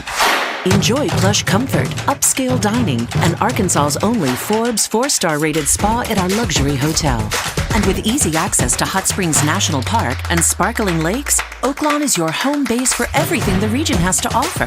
Come stay, play, and get away at Oaklawn, a Forbes Travel Guide recommended hotel. Make your reservation at oaklawn.com. Gambling problem? Call 1-800-522-4700. This is Pat Bradley for Brewskis. Join us every Tuesday at our downtown location for Trivia Night, where tacos meet trivia. Authentic street tacos, delicious margaritas, and Jose specials. And then on Wednesday, come over to our North Little Rock location for another round of trivia. This time, pair your wits with our Whiskey Wednesday specials. So whether you're downtown or in North Little Rock, make Brewskis your go-to spot for a midweek boost. Great times, great food, and great drinks always on the menu. Brewskis, your home for lunch, happy hour, and late night. Hello, Buzz listeners. It's Chris Zender here at Frank Fletcher Dodge Chrysler Jeep Ram in Sherwood. It's the end of the month, and we need to sell 27 new vehicles before Friday night. Frank Fletcher said if I wanted to keep my job, we better hit this goal. So we're offering preferred pricing on every new Dodge Chrysler Jeep or Ram in stock. Preferred pricing is our lowest possible price, and we'll show you the factory paperwork to prove it. You'll need to get here before Friday night. Everything goes back to regular price Saturday morning. Save over $10,000 on new Rams at Frank Fletcher Dodge. Brand new Rams price under $40,000. Heavy duty Rams up to $12,000 off and under $50,000. We also have new Chargers and Challengers up to $8,000 off and new Jeep Compass starting at $399 a month with no money down. Don't worry about your credit. If other dealers have told you no, come see us and let us help you get into a new Dodge, Chrysler, Jeep, or Ram. Shop Fletcher Dodge in Sherwood before Friday night. Come see us in person on Warden Road in Sherwood or shop online at FletcherDeals.com. Are you ready for a better forklift experience? River Valley Tractor and Castle Forklift have teamed up to manage your material handling needs. From diesel, lithium, propane, and so much more, Castle's product line is versatile, ready for the next generation of consumers to make every job easier. Step into the future of forklift innovation. Choose Castle. Visit River Valley Tractor, your authorized Castle forklift dealers in Central Arkansas. Pickup truck, sports car, motorcycle, minivan, townhouse, two-story, farmhouse, fixer-upper. What you drive and where you live is different for everyone, so it's important to have insurance that fits your needs and is just right for you. At Shelter Insurance, we understand that, which is why our agents help you design a comprehensive auto, home, and life insurance plan. Insurance that fits just right. See Shelter Agent Jeremiah Matthews in Little Rock, Justin Sollers in North Little Rock, or Michael Ludwig in Greenbrier today.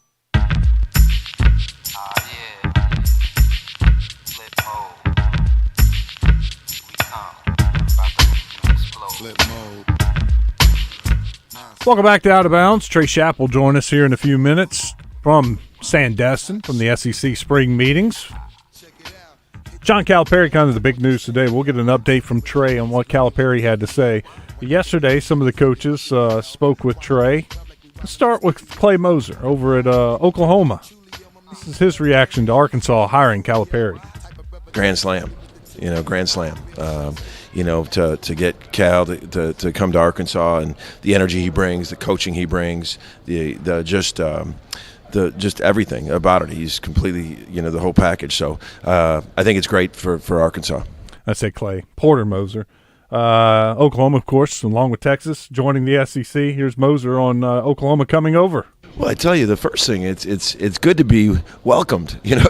I took the Oklahoma job, and 6 weeks after I took it, they said we're going to the SEC, but not for 3 more years. So I felt like the compliance officer in the room. Nobody wanted me there, and so it's great just to finally have a home, and be welcomed. And you talk about first class. I mean, everything they do here so far in the SEC has been absolute first class.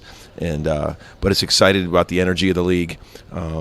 It's an unbelievable league, top to bottom, and there is really no bottom. I shouldn't even say that, top to top. But it's just great to see the energy and the excitement of the first class, the way they do everything. Yeah, somebody's got to be on the bottom. I mean, the standings come out. There's going to be a top. There's going to be a bottom, but it is going to be a very tough league next year. Rodney Terry, Texas basketball coach, on coming to the SEC. I guess for us, the last 2 years, having a chance to still be a part of the Big 12, living where our feet are, competing at a very high level in a really good basketball league, one of the better leagues in college basketball. But having landed here last night in Destin, and obviously walking in the hotel and seeing the SEC, and we're official. We're in the SEC, and we're excited about being here. And again, an elite basketball league with great coaches, great venues, and great players. So we're super excited about being a part of the SEC. And sticking with Texas, Steve Sarkisian, the football coach, is excited about some of the rivalries that will be able to be renewed in the SEC. Yeah, I'm excited. I'll be honest with you. I've been part of some great rivalries in college football, and I know there was so much talk about realignment, and I know realignment looks different for every school, but for us, we gained 2 rivals back. Right, we're playing Arkansas again, which is great for Texas Longhorn and Longhorn Nation.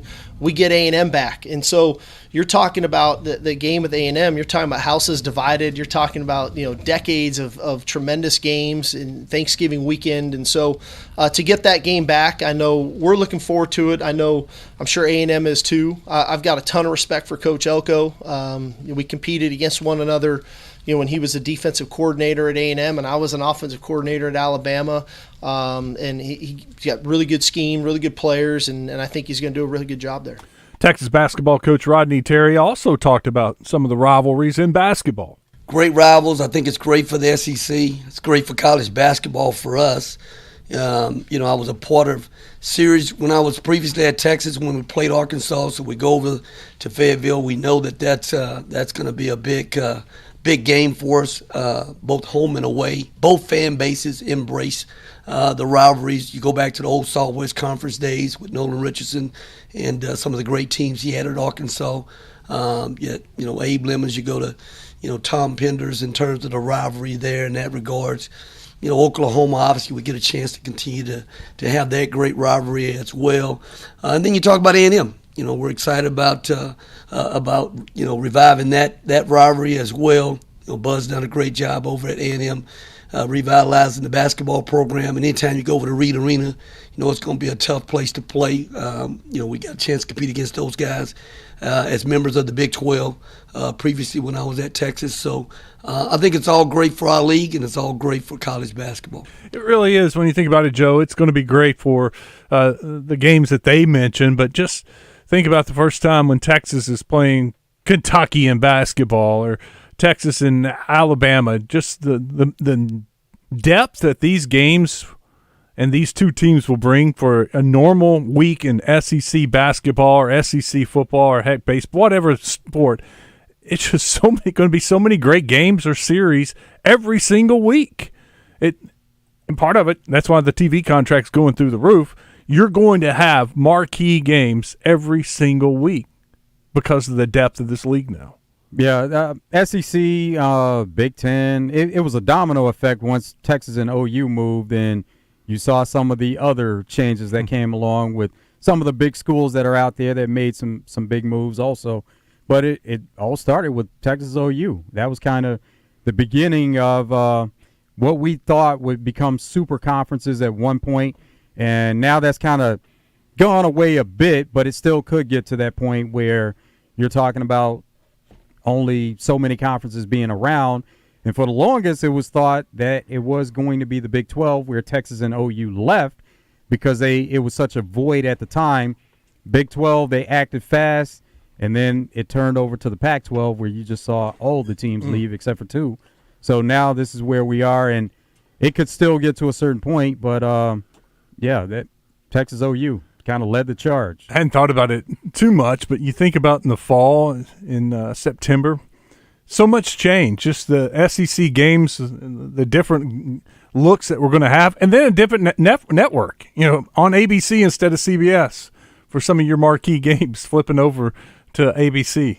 And just for so many years, you're used to the 2:30 game on CBS, watching one of the best games. Of course, they'll still be on ESPN at night for some of the marquee games, but it's going to be a season of change when it all starts for football in September. It's going to be fun, including expanding the playoff, and it'll be more teams. So it's just a change altogether in college football. Lane Kiffin also spoke yesterday, and there's a lot of hype about Ole Miss this year. They loaded up in the portal and look like they have a really good team. Yeah, this is definitely the best roster. I don't know that it'll be the best team. There's a lot to be figured out with that, and even some of the significant players we have were out for spring. So we'll have a lot of work to do to bring them together to be the best team. A couple years ago we won 10 regular season games, and last year won 11 total games, most in school history. So I do think the roster is better than that, but that's a lot of work to do to be a better team. Speaking of the roster, that was a lot of the discussion yesterday because of the NCAA lawsuit and the settlement, and there's some just changes that are going to be coming, and part of the discussed change is limiting the roster to 85 total players and no walk-ons.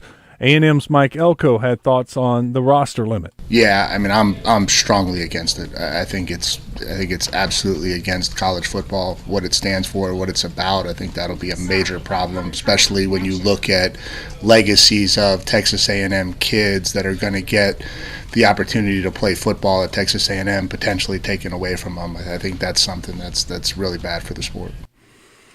Walk-ons mean a lot to the program. I just cannot see this going through, Joe. There's got to be some way that, and I know it all deals with the money that the school's going to have to divvy out to each player. There's got to be a distinction made to where you're only paying maybe the scholarship players, not the walk-ons, but the walk-ons can still be there and participate. I don't know. I'm not a lawyer, but you would think there's some way, some kind of agreement they can come to that would still allow walk-ons to be a part of the team. Well, the first part of it is the coaches are in favor of walk-ons still being a part of it. So that's something that they needed to have the coaches in their favor. And the coaches realized how big of importance they are on a program when you do have those types of players that you can run some scout team and you can do some different things to fill roles within a team. And so, yeah, they should be able to keep them around, figure out something. Kirby Smart also had thoughts on the roster limits and walk-ons.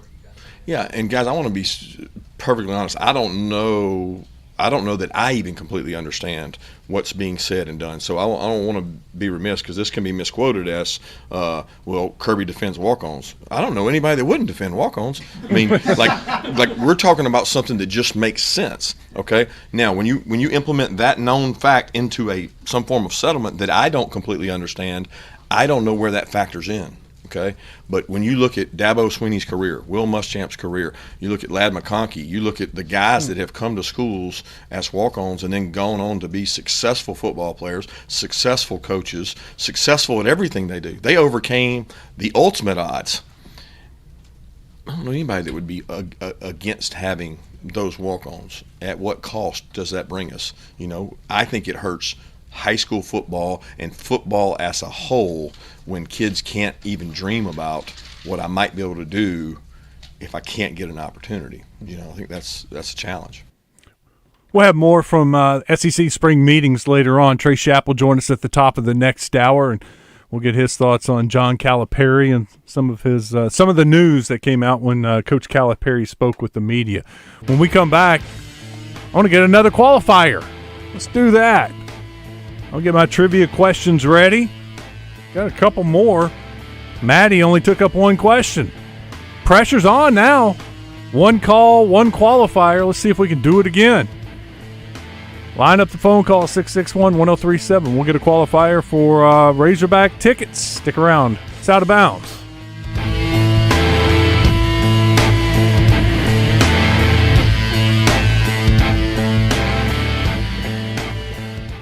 It's no secret, friends make everything better. Finally, at Bark Bar and Grill, you have a place where you can hang out with all your friends. Bark Bar and Grill, where good food meets great vibes. Feast on flavor-packed dishes, sip on signature cocktails, ice-cold beers, and catch the game on the largest outdoor TV in Arkansas. Because why settle for less? And there's more fun outside. Their dog-friendly outdoor spot is your playground for live entertainment, games, and laid-back hangs. It's not just a meal, it's an experience. Bark Bar and Grill, South Spring Street.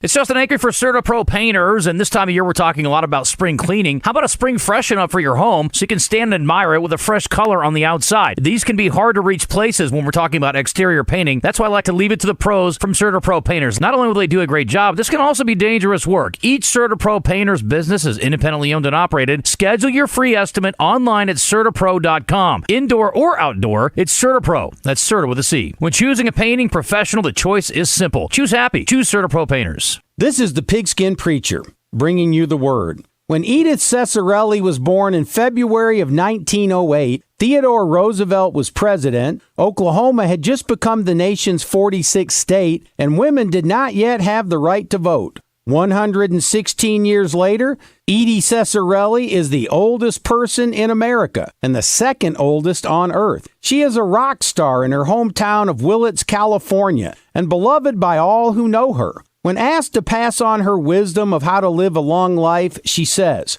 "Have a couple of fingers of red wine with your dinner and mind your own business." Hey, who are we to argue with a 116-year-old? Double B's in Rosebud has sensational hamburgers and great hot plate lunches. Other locations of Double B's have fresh Chester's chicken and Big Rock pizza, because Double B's is where you gas it, grab it, and go. That's Double B's. Two guys drove to work. Neither guy wore a seatbelt. One guy got a ticket. One guy didn't. The same two guys drove home. One guy wore his seatbelt. One guy didn't. One guy made it home. The guy not wearing his seatbelt didn't. Don't risk it. Click it or ticket. Paid for by Arkansas Highway Safety Office. Our daughter Jessie loves playing detective. A clue. But since we discovered she has sensitive skin, we've been playing detective too. We thought the problem was our puppy. But it was actually our old detergent. Aha. So we switched to Tide Free and Gentle. Tide cleans better than the leading competitive free detergent, and it doesn't leave behind irritating residues. Plus, Tide Free and Gentle has no dyes or perfumes, so it's gentle on her skin.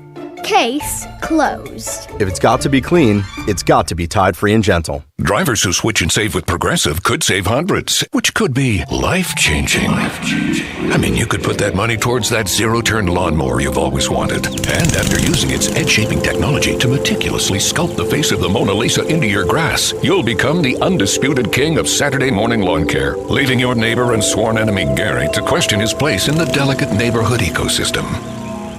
And it's all because you could save money switching at Progressive.com. Progressive Casualty Insurance Company and Affiliates, not available in all states. Let's face it, getting old isn't fun. But at Edwards Food Giant, aging isn't a bad thing. Introducing dry-aged beef from Edwards, where their expert butchers will let whole cuts of certified Angus beef age for 28 days in their cooler as temperature and humidity are controlled to create the perfect environment for aging. The result is a steak that is tender, flavorful, and unlike any steak you've ever had. Bring the flavor of a five-star steakhouse to your dinner table with dry-aged beef from Edwards. Available at their new store in North Little Rock and coming soon to an Edwards Food Giant near you.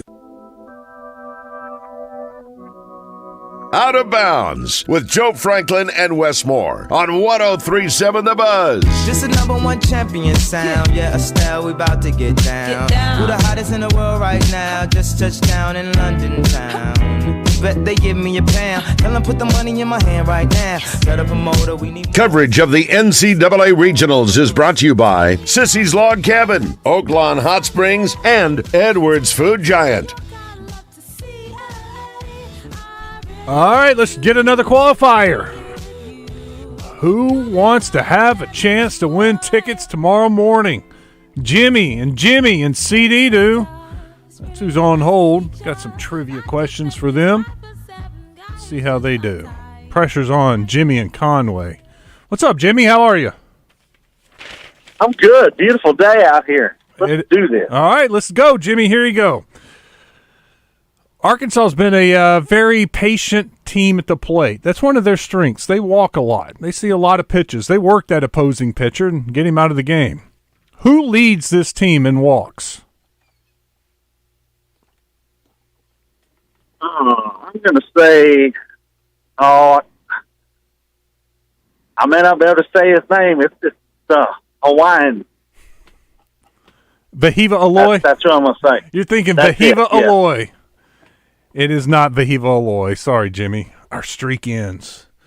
Another Jimmy has a chance. Jimmy's enrolling. Jimmy, who leads the Razorbacks in walks this season? Is it Peyton Holt? No, not Peyton Holt. Not a bad guess. Vahiva Aloy doesn't. He's a free swinger. He doesn't walk a lot. Peyton's selective, but he doesn't walk that much either. CD's in Atkins. What's up, CD? What's up, man? I'm going to go with Kendall Diggs. Kendall Diggs would have been the right answer last year. But Kendall hasn't been walking as much. Actually, I think Kendall is second on the team in walks. Good guess, though. Jeff is in Bryant. Jeff, who leads the team in walks? Oh, man. Greg Lott. Jared Sprague-Lott. Nope, that is not it. Boy, you guys let me down. I thought this was pretty easy. Honestly, I thought y'all were going to get this pretty quickly. He leads the team in walks by a good number. That's probably a pretty good hint because you know he's playing every day, and he's played in a lot of games. That would probably knock out one of my guesses. Ryan is in Hot Springs. Ryan, who leads the team in walks? Is it McLaughlin? It is Ben McLaughlin. There you go. McLaughlin has 50 walks this season. Very patient at the plate.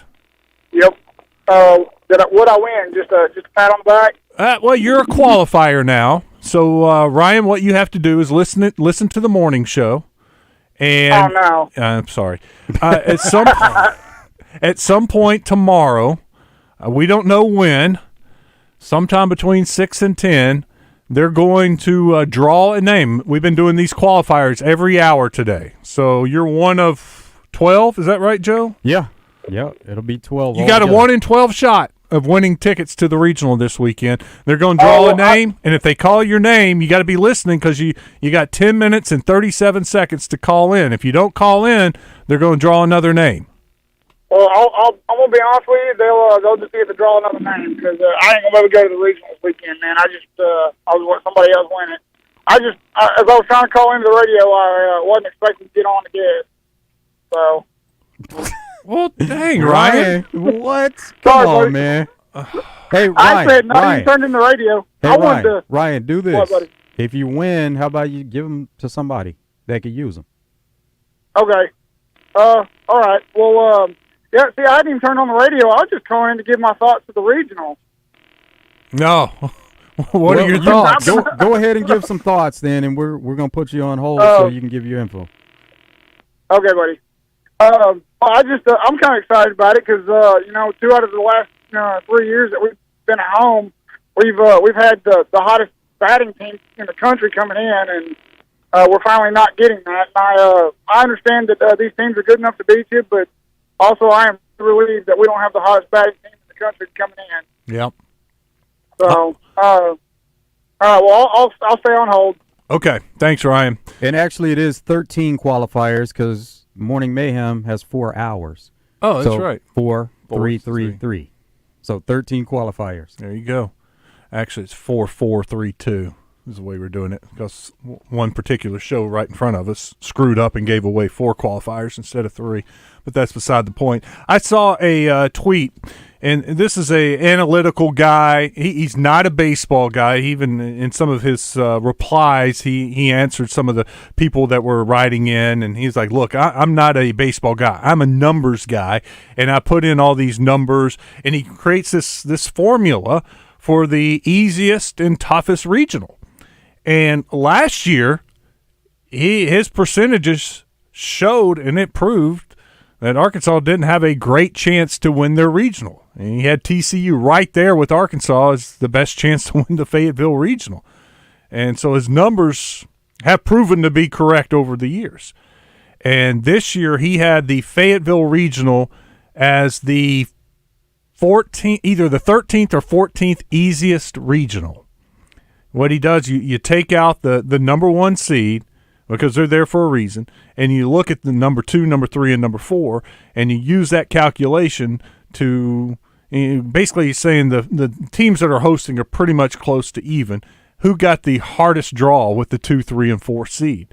And his data showed that Arkansas was one of the easiest regionals. I can't remember if it was 13th or 14th, but it was way down the list. And part of it was Kansas State may have been the last team to get in.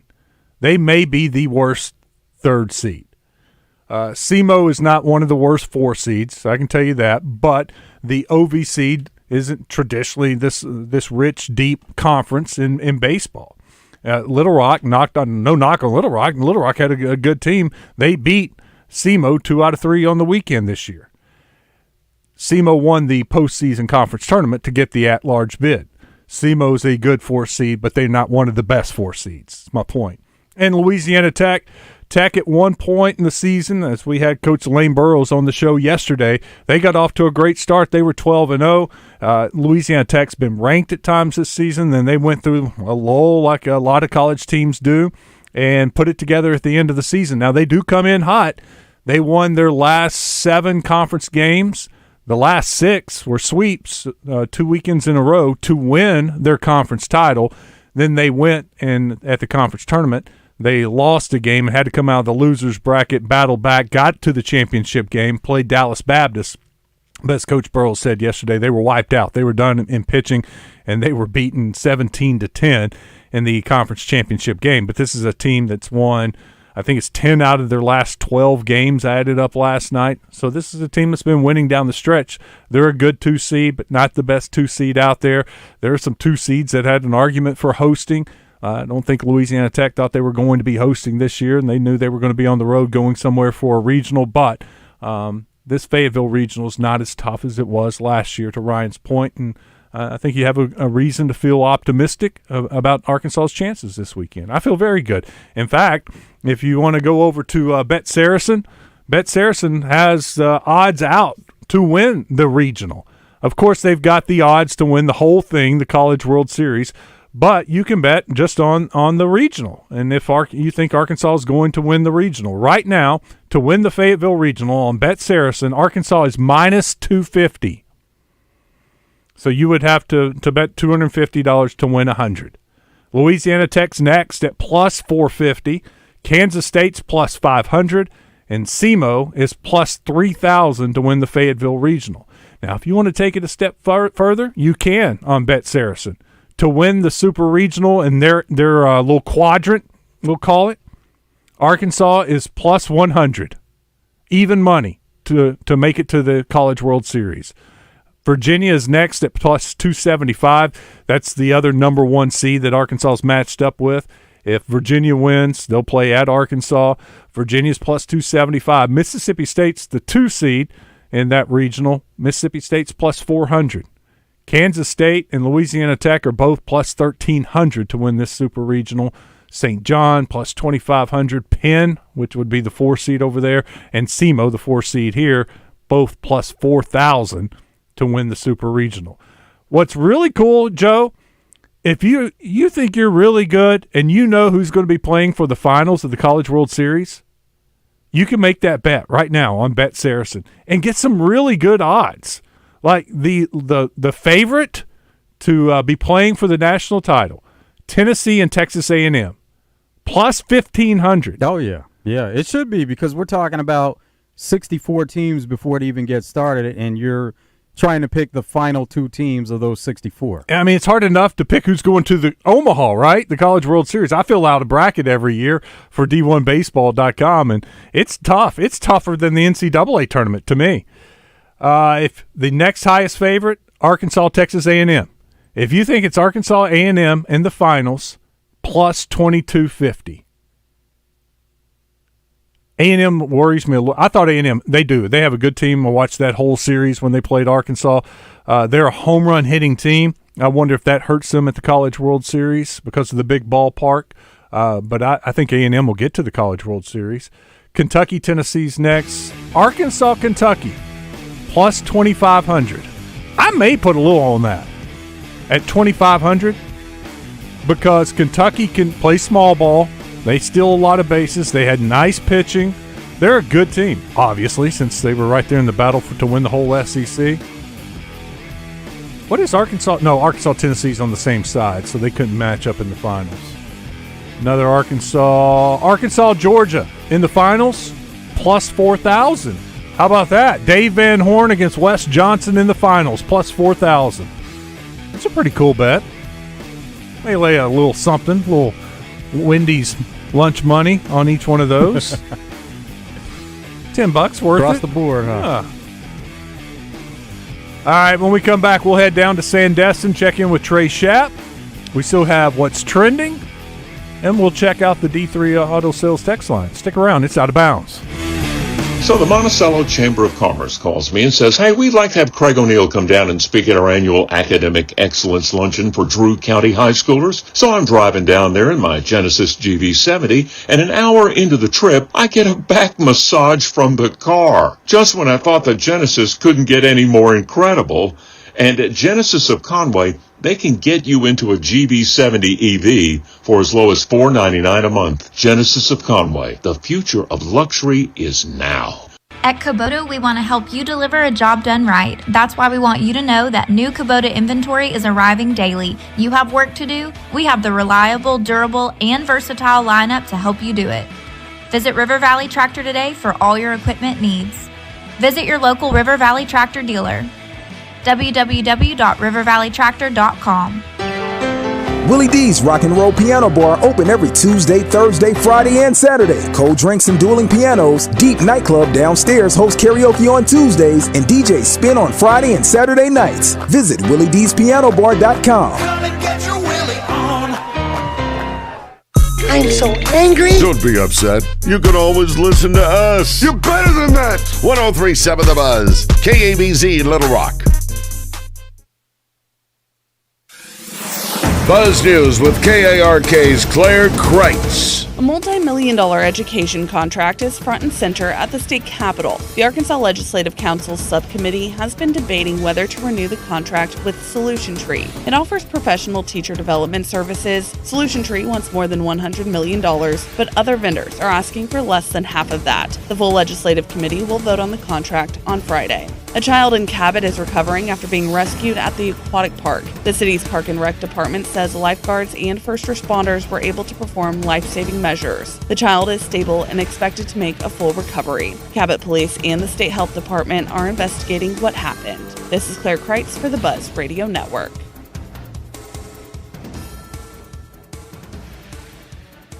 Pickup Truck Accessory Warehouse presents Match Game on Morning Mayhem. Listen for your chance to play their version of the classic TV game show. Brought to you by Pickup Truck Accessory Warehouse, Arkansas's truck accessory headquarters for over 30 years. Call 501-568-0040 today or click online at arkansastruck.com. Weather from the Fletcher Weather Center with KARK's Pat Walker. It's going to be a mostly cloudy day. Temperatures reaching the lower and mid 80s. Little Rock should top out around 83. Only a 20% chance of a shower, maybe a thunderstorm late this afternoon, and about a 20% chance of a shower or thunderstorm overnight. Lows will drop down into the mid 60s. For the Buzz Radio Network, I'm meteorologist Pat Walker.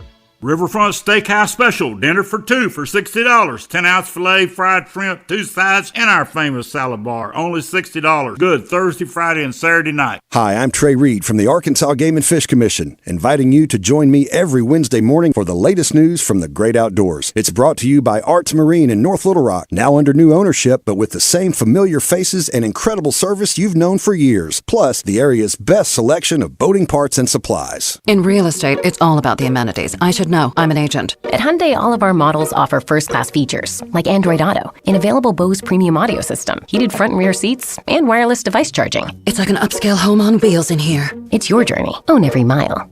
Now, get $2,000 bonus cash on the Tucson, or pay only $307 a month after down payment. Visit your local Hyundai dealer today. Offers end 6/3/24. Call 469-613-0227 for details. Pickup truck, sports car, motorcycle, minivan, townhouse, 2-story, farmhouse, fixer-upper. What you drive and where you live is different for everyone, so it's important to have insurance that fits your needs and is just right for you. At Shelter Insurance, we understand that, which is why our agents help you design a comprehensive auto, home, and life insurance plan. Insurance that fits just right. See Shelter Agent Christy Pettit in Maumelle, Matt Cooper in Russellville, or Madison Buse in England. The king of Arkansas sports talk, Randy Rainwater for Bet Saracen. In Arkansas, 7 out of every $10 placed on a sporting bet app is with Bet Saracen, because Bet Saracen offers more ways to win and more ways to get paid, and faster. Find your winners on Bet Saracen and look for my Double R prop bet specials. I pick them and you win them. Bet Saracen is Arkansas's favorite sports wagering app. Gambling problem? Call 800-522-4700. I joke around with my wife and call it my bionic knee. But before Ernest became a patient with QC Kinetics, it was a different story. I'd go to bed with my knee throbbing, heat, ice.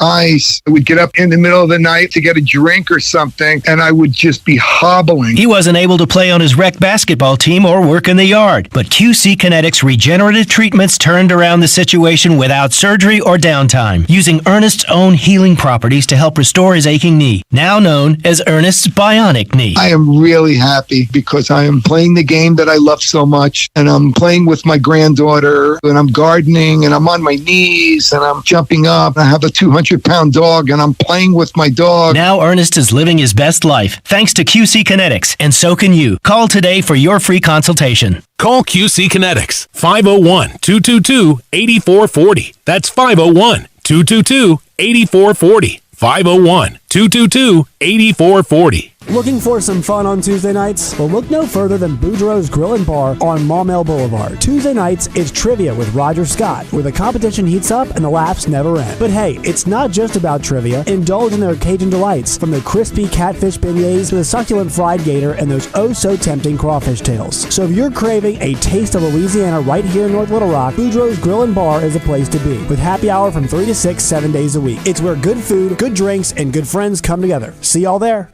Prescriptions require an online consultation with a healthcare provider who will determine if appropriate. Restrictions apply. See website for details and important safety information. Subscription required. Price varies based on product and subscription plan. Hey guys, did you know there's a generic form of Viagra that works just the same but is 95% cheaper? And you can get it online at hims.com/joy. Through Hims, you'll get a free medical consultation to determine the ED medication that's best for you. Discreet shipping if prescribed, a 100% online process, and a range of treatment options, including trusted generic alternatives to the name brands, at up to 95% off. ED is personal, and at Hims, so is treating it. Just go to hims.com/joy and get connected to a licensed medical provider online for free, with zero copay, no expensive appointments, and no awkward face-to-face conversations. To start your free online visit, you need to go to this exclusive address, hims.com/joy. That's hims.com/joy for your free online visit. HIMS.com/JOY.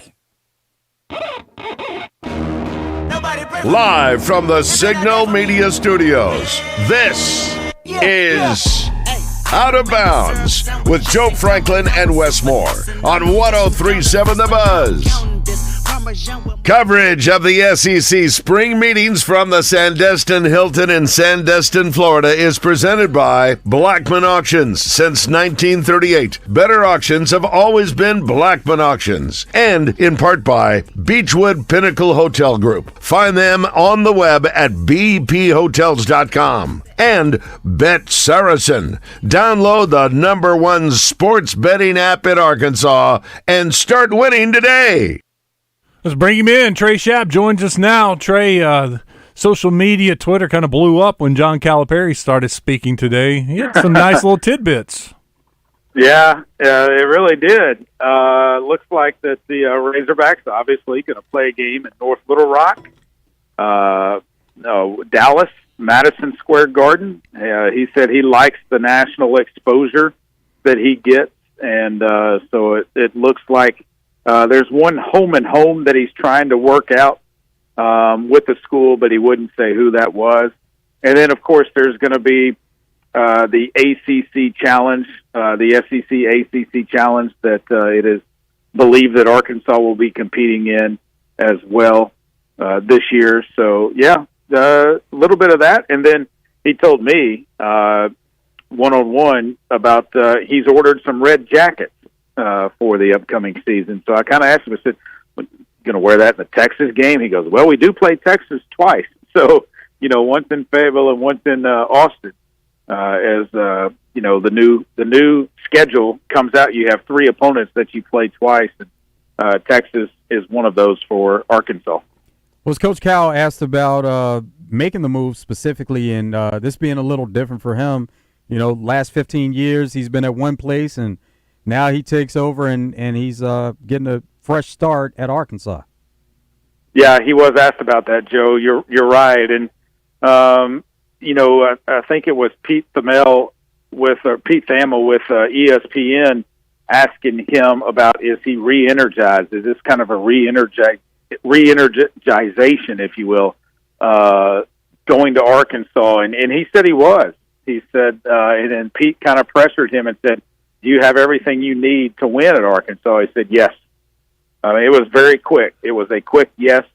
He has the resources. He has what he needs to win at Arkansas. He did say he's looking for one more player. He said that his walk-ons will be scholarship players. He said now if they can, get Pell money and stuff like that to work that out. But, you have scholarship limits, but, he's going to use some of those scholarships for walk-on players, he said. Well, and he kind of clarified that, too, with the he was pretty – I guess in the past, just having getting 8 or 9 of his guys, and having walk-ons, and now walk-ons is his old-fashioned way of looking at guys with scholarships, which now that makes a whole lot more sense to me, Trey, that you can't just have eight guys that you're paying your NIL to and then a bunch of walk-ons. You need some more scholarship players. No, you're exactly right, Wes, and that's why, when I was hearing I want to have 8 to 9 players, and I'm thinking, hold on a second. You're going to need more than that. I mean, you can't even do a 5-on-5 practice with 8 or 9. And so, when he talks about the scholarship players and then them actually, or the walk-ons being scholarship players, they're just not going to be the big NIL guys. It does make a lot more sense. And he's going to be selective in who those players are, obviously. Well, that's just going to be a benefit for the walk-ons and knowing that you're actually going to be on scholarship, where it could be a very different situation with most walk-ons. This situation, you're benefiting because he's not filling out the entire roster with the number of spots there. He's leaving some open, so it benefits those walk-ons. Yeah, you're exactly right, Joe. And another thing that Coach Cal was he did a media scrum. We didn't even know if he would do it. And Kyle Parkinson has told me, and Wes, I don't know if you've been privy to this with your conversations with him, but he said, look, we're still trying to figure out how Coach Cal operates. And Coach Cal operates when Coach Cal wants to operate. So if he wants to sit and do a scrum with the media, then he sits and does it. If he doesn't want to do it, then he doesn't do it. And so it was late in the day that the time that they were here that we were able to get Coach Cal, but we were able to get him, and it was good to actually get some words from him, and he held his media scrum, and then we were able to get some stuff off the side with him as well.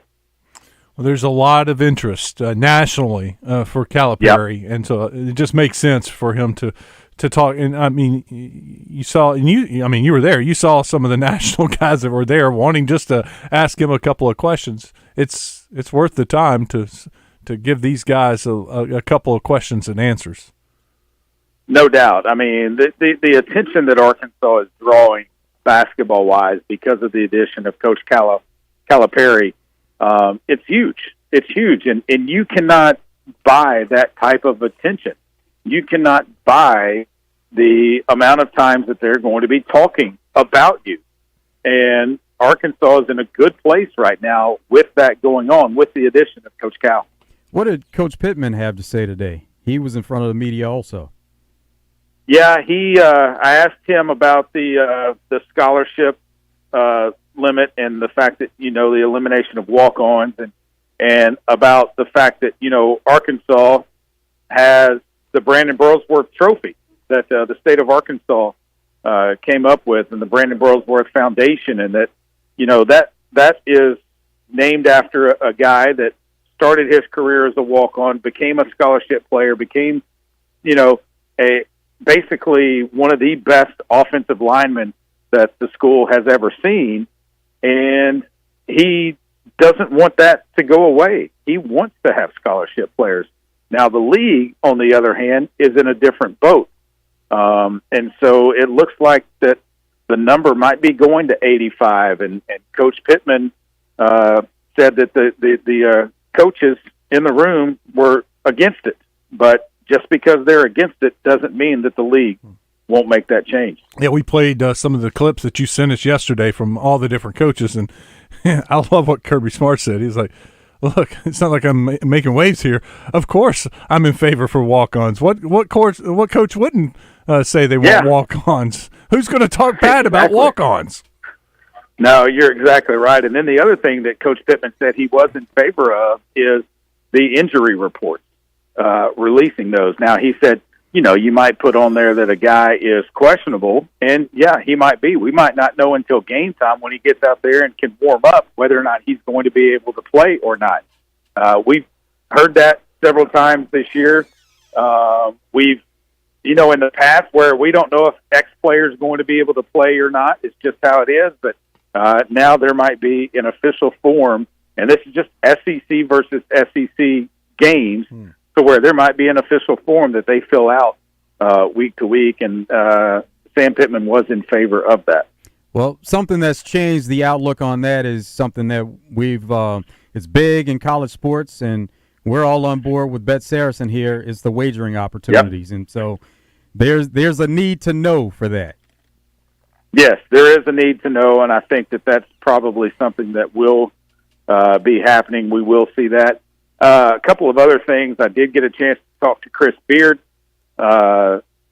his first season at Ole Miss, how it went, how he thought it went, and one thing he told me was he didn't realize how intense and how loud the venues in the SEC are when you're on the road playing an opponent. But he was, he's pleased with the team that he has coming in this year and thinks they will be able to compete for a championship. Trey, what's on tap for the rest of the day? So we will get the commissioner at 5:30. The athletic directors are in their meeting now with the commissioner and the presidents and chancellors. And so we'll get the commissioner today at 5:30, and then tomorrow they have their general business session. They've actually moved everything up a day with all of the teams that are in the NCAA baseball tournament.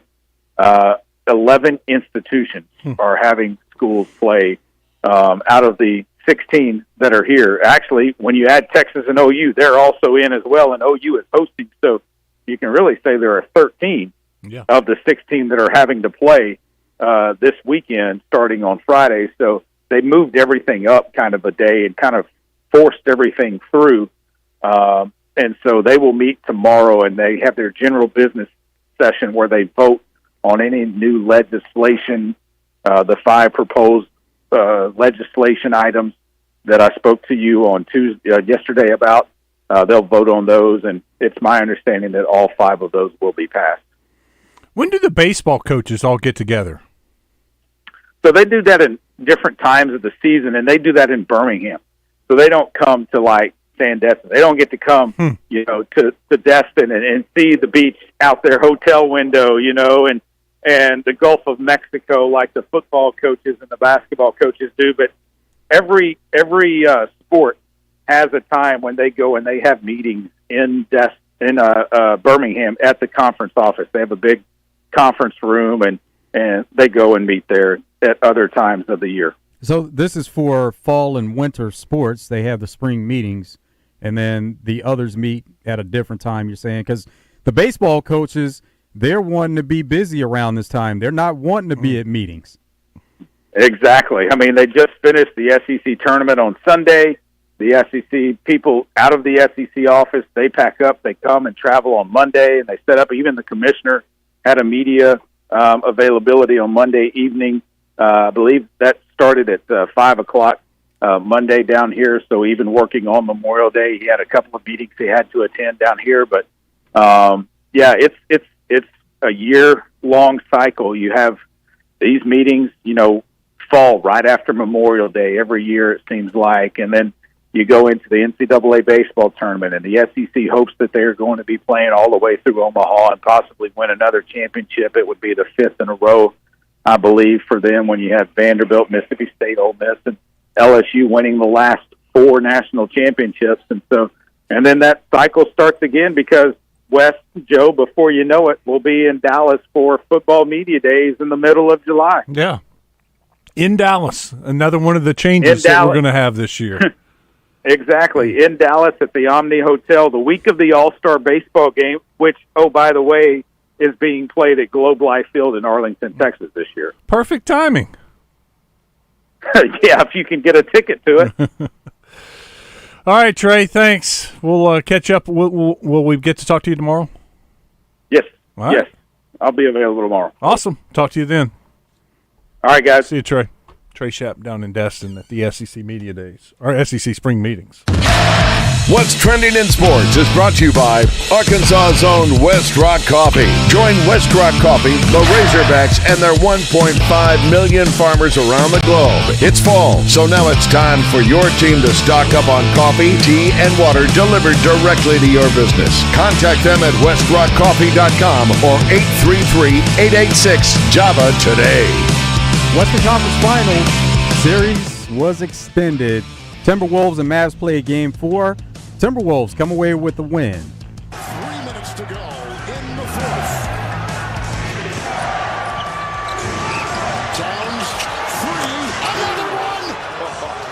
couldn't buy one in game 3, and now he can't miss. That was shooting 1,500 shots a day here, Coach. Just light.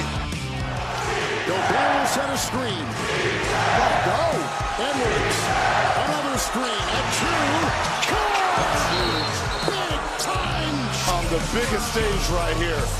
The brightest of bright lights. Edwards. Karl Anthony Towns turned out to be the star of the game last night. Anthony Edwards and Charles Barkley had some high praise for Cat. Karl, this was obviously a tough start to the series. Just what did you feel? Did you feel any differently out there tonight and being able to knock down the shots, or what came together for you? Everything came together for him. He was super confident. He wasn't worried about any shots previous to the shots that he hit tonight.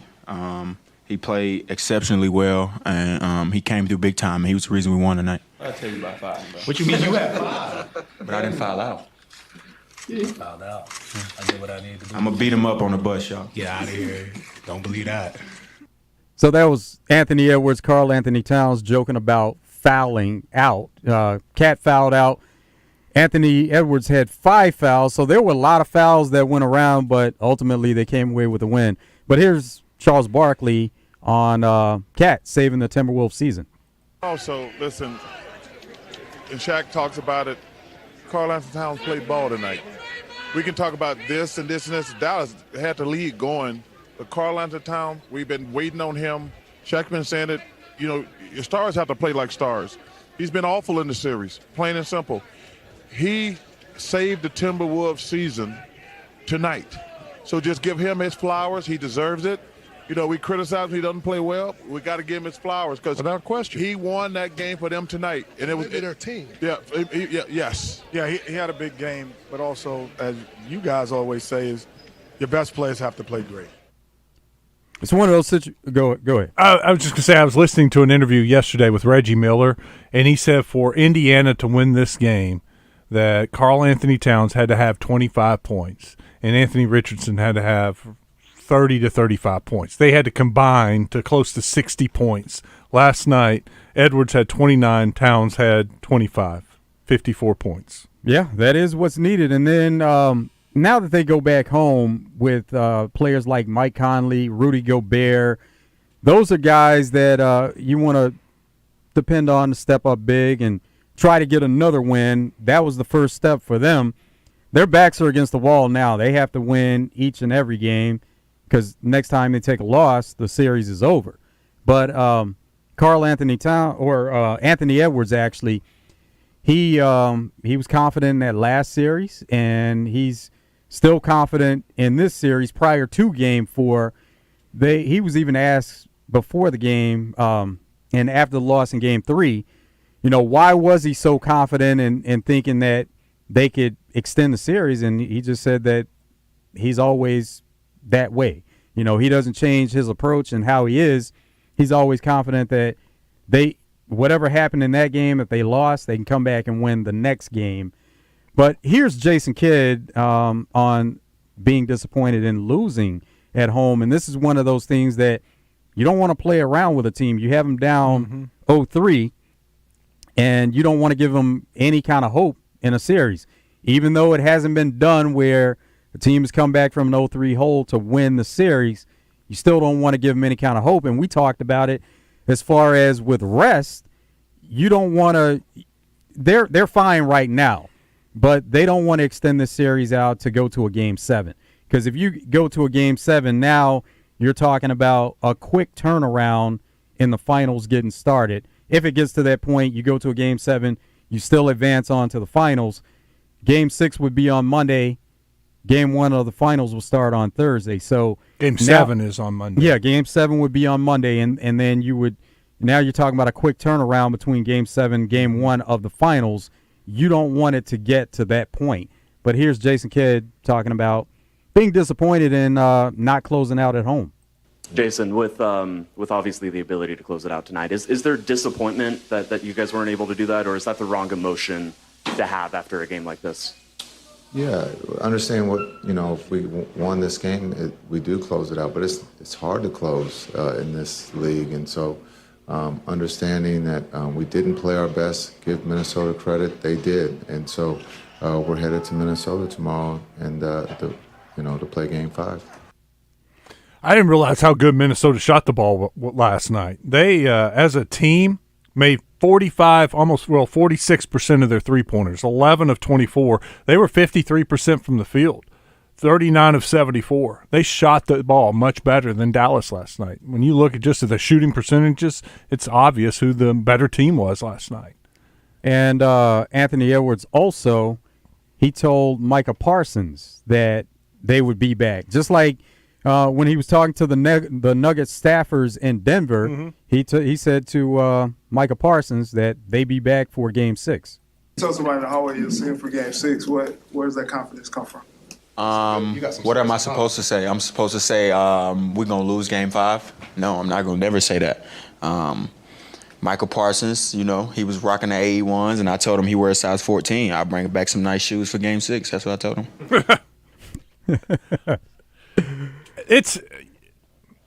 I tell you what, it's tough to win on the road, but Dallas has been impressive on the road, just like Minnesota. Both of these teams throughout the playoffs have been great on the road. Dallas is 6-2 now on the road. I hope they get it done Thursday. You don't want to get it back to where Minnesota's thinking, dude, we're here. It's 2-3. We win this one game in Dallas. We go back home with the chance to clinch and do something that's never been done before, win Game 7 on our home court. No, you don't want to put yourself in that position. Hopefully Dallas takes care of business Thursday in Game 5 and they can rest up.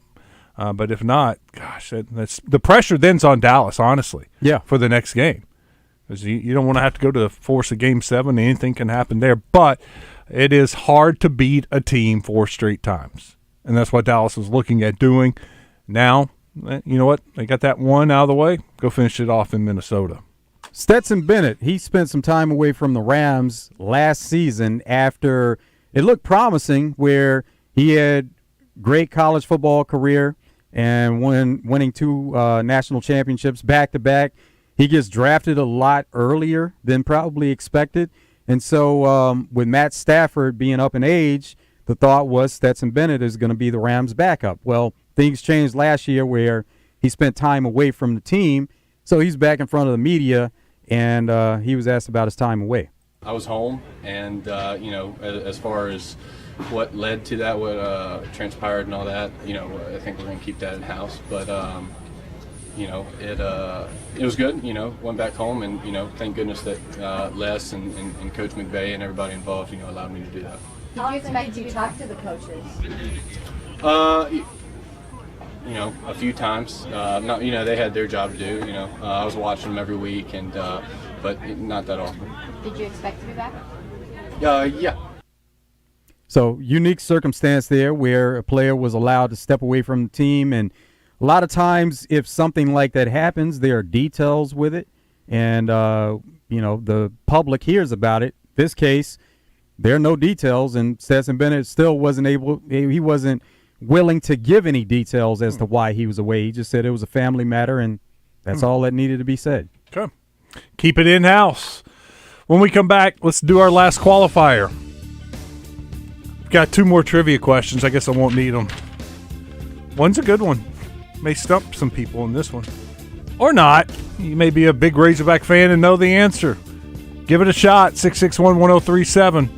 Qualifier to get Razorback tickets that will be drawn tomorrow morning on the morning show. Stick around. It's Out of Bounds.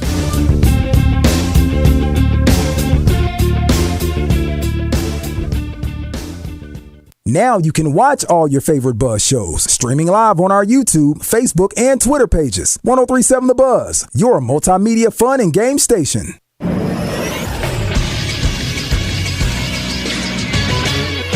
This is Sports Center. In Major League Baseball, it has been announced that Negro League stats will now be incorporated into the MLB record books. With that, legendary slugger Josh Gibson is now the all-time leader in batting average with a .372 average, besting Ty Cobb's .367 average. Gibson is also now the all-time leader for slugging percentage and OPS, passing Babe Ruth for both of those records. Gibson now holds the record for highest slugging percentage in a season with .974 and highest OPS in a season with 1,474. The previous record holder of both of those records records was Barry Bonds, who now sits in 5th in the single-season slugging percentage and 3rd in single-season OPS behind Gibson twice. Gibson had an illustrious career in the Negro Leagues before passing away at the age of 35 due to a stroke. All in all, more than 2,300 players will be added into the database before June 20th. I'm Christian Weaver with the Buzz Radio Network.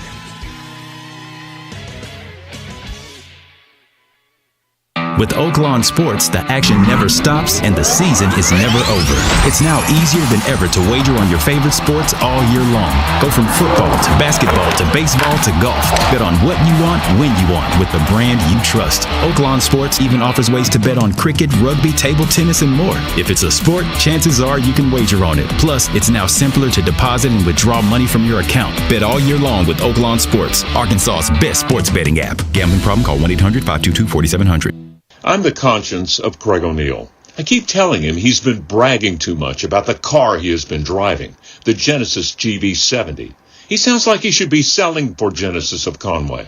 I keep telling him, Craig, enough about the GV70.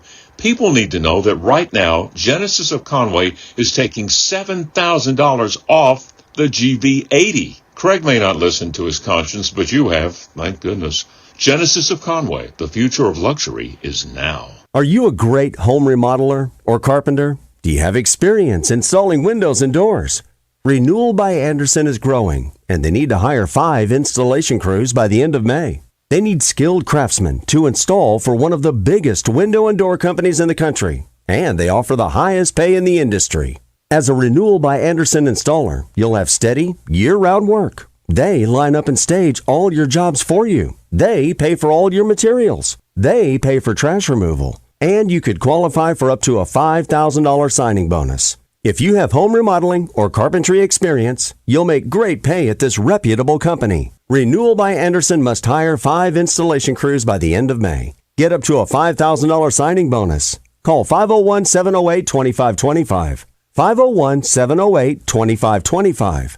That's 501-708-2525. It's Justin Anker reminding you that CertaPro Painters is here to make your life a lot easier, especially when it comes to exterior painting. You may be noticing faded colors on your walls or on the exterior of your home, so let CertaPro Painters give you a freshen up for spring. Schedule your free estimate today at CertaPro.com. Each CertaPro Painters business is independently owned and operated right here in your community. It's simple to book, and it's even easier to get a great paint job done to your home. All you got to do is get CertaPro on the case. When choosing a painting professional, the choice is simple. Choose happy. Choose CertaPro Painters. Greatness doesn't happen overnight. It takes time, focus, and dedication. At Shelter Insurance, we understand that because we put in the hard work and dedication for decades. And that commitment is paid off with award-winning customer service for your auto, home, and life insurance. For auto, home, life, or business insurance, see Shelter Agent Stephen Elmore, 501-537-0959.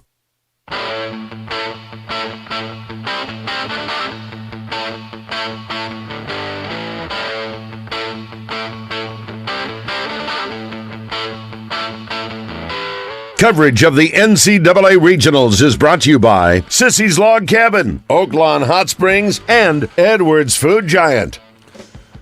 All right, regionals get started Friday, and you have a chance to win some tickets to go to the regionals. All the games this weekend.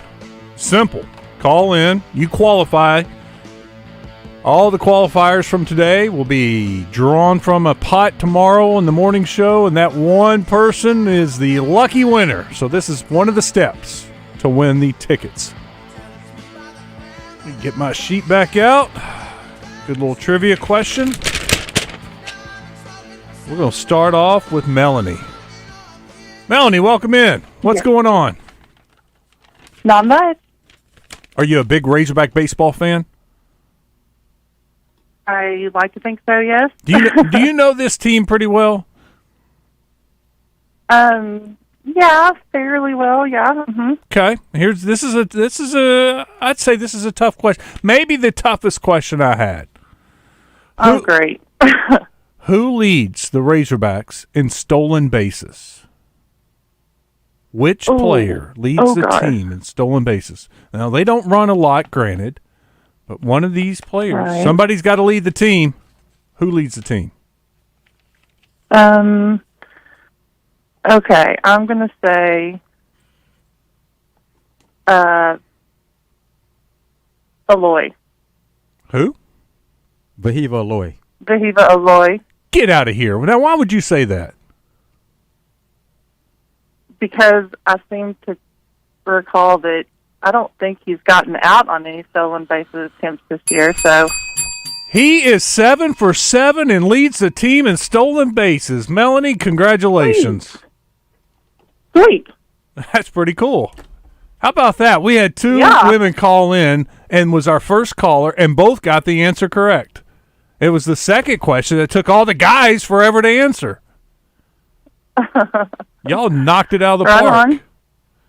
All right, stay on hold. Cool. Joe's going to get the information from you, and you're a qualifier now. Way to go, Melanie. Yeah. I was going down the list of who leads the team in stolen bases, and I was surprised. First of all, it was 7. Not that I was really surprised. They don't steal a lot. But I looked over across, and it was Eva Aloy with 7. And not only has he got 7, he's 7 for 7. I'm like, that dude needs to take off running a little bit more. Play some small ball. It may need to play some small ball. At some point, got to get this offense going. All right. Let's go over to the D3 Auto Sales text line. From the 479. Did Kendall ever send in his paperwork? Yes, he finally did. It took me texting him, I think, the third time he finally did. And then on the show, we were on the show, and I told him, I said, Kendall, seriously, if you don't turn in your paperwork, I'm just going to start collecting the checks, and I'm going to keep them for myself. He's like, I'll do it. And when we got off the show that day, he texted me and sent me all the paperwork, and I gave it to Acre. So he is finally getting paid, but a pretty cool story about how, and I've talked to someone else who's doing NIL deals, and he said the same thing. He had a different baseball player, and they were like, I don't care if I get paid. We're like, what? Yeah, you're going to get paid. That's the whole part of this NIL deal. Why wouldn't you want to get paid? But Kendall's a good guy, but he is now on the payroll. With the SEC spring meetings going on and Trey Schapp down there, we've got some more audio from some of the Arkansas coaches. And Coach Pittman spoke with the media today, and he gave an update on some of the injuries. I think that's going to be fine. I believe the public, it'll help the public. I'm sorry, I misread that. This is about injury reports, and this is about the SEC during SEC games releasing an injury report before the games. I think that's going to be fine. I believe the public, it'll help the public understand who's going to be available and who's not. I don't think it's going to be a perfect science because, you're going to have players, and they'll just be questionable on your roster that go out in pregame to find out if they're going to be able to play. But I think it's going to be of value to the people coming to the game. More from Pittman, and this is about the potential nonsense. I hope it's nonsense that they're going to figure a way out, but the talk of possibly getting rid of scholarships and having a limit on the number of players on the team, and it would be 85 and possibly just only 85 scholarship players. I guess you could always drop the number of scholarships and have like 70 scholarships and 15 walk-ons. I don't know what they're going to do, and they're still trying to figure out what they're going to do, but I think losing walk-ons is a terrible idea, and I think Coach Pittman thinks the same thing. Well, I think to a man in there, I don't think anybody wants that to happen. So I'm not saying it's going to. But the first thing that came up in my mind when we talked about roster numbers was Burlsworth, and all the great players that have earned his award, including himself. And there's a reason why there's an award, because of his great tradition and his great story. So we'd hate to lose that, and I think we all voice that opinion as well. And by the way, Marty Burlsworth will join us tomorrow at 1:30 in the Zone. They have the Burlsworth camps going on this week in Harrison Friday, War Memorial Stadium Saturday. And I wanted him to talk about the camps, but I thought, man, what a great guy to talk about walk-ons and the value of walk-ons. So Marty Burlsworth will join us at 1:30 tomorrow.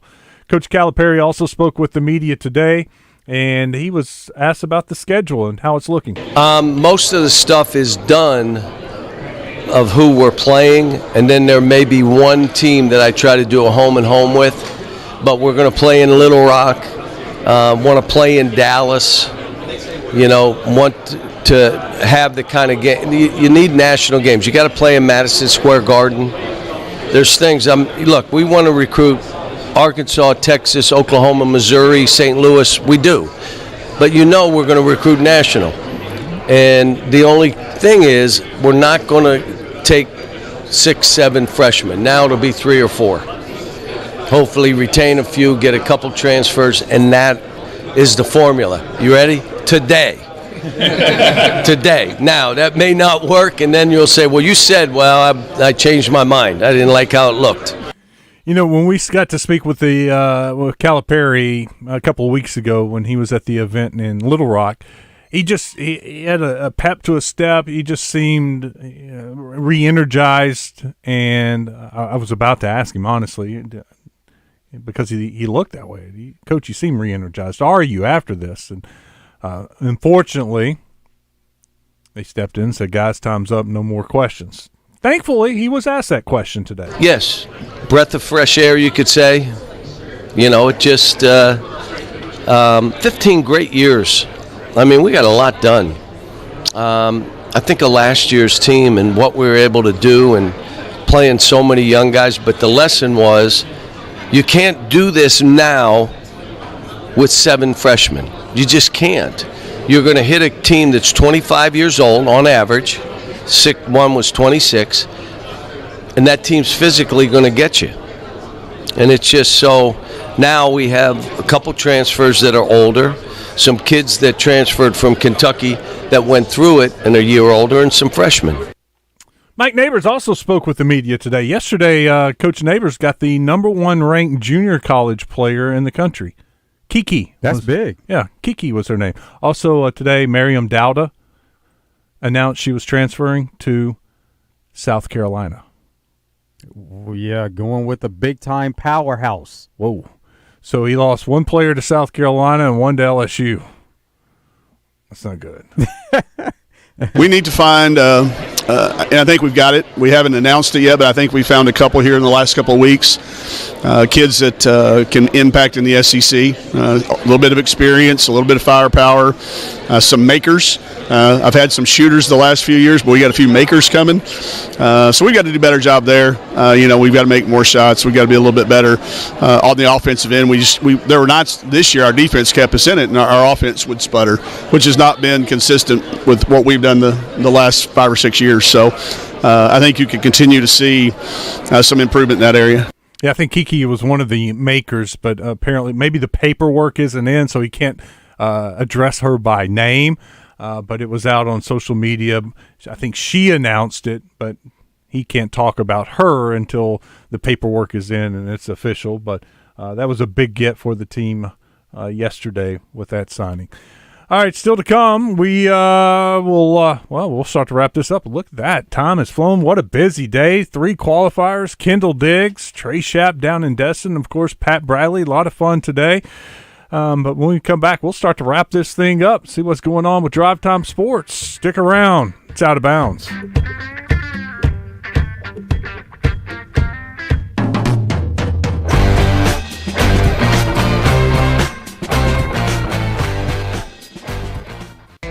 It's time to save big on Chevy Silverados at Gwatney Chevrolet. For a limited time only, get up to $12,000 off our in-stock Silverado trucks. They're reliable, powerful, and ready to take you and your family on a summer adventure. Ready to get behind the wheel? Stop by and see us at 1301 TP White Drive in Jacksonville. We'll set you up with a test drive and help you find the Silverado you want at a price you've been dreaming of.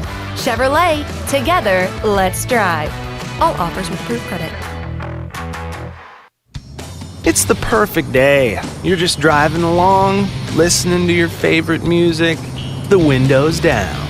There's a cool breeze. Life is good. But wait, hold on a second. You're not wearing a seatbelt? You'd better put that on before that... Uh-oh, too late. Cops everywhere are stepping up enforcement, so you'd better buckle up or you will get caught. Sorry to ruin your day. Click it or ticket. A message from the Arkansas State Police Highway Safety Office. If you are looking for a safe and loving home for you or your loved one, visit Heartland Rehabilitation and Care Center. Just 15 minutes from Little Rock and Benton, our skilled nursing staff is dedicated to providing quality long-term care and short-term therapy. Visit heartlandrehabcenter.com. You can call Heartland home. Are you ready for a better forklift experience?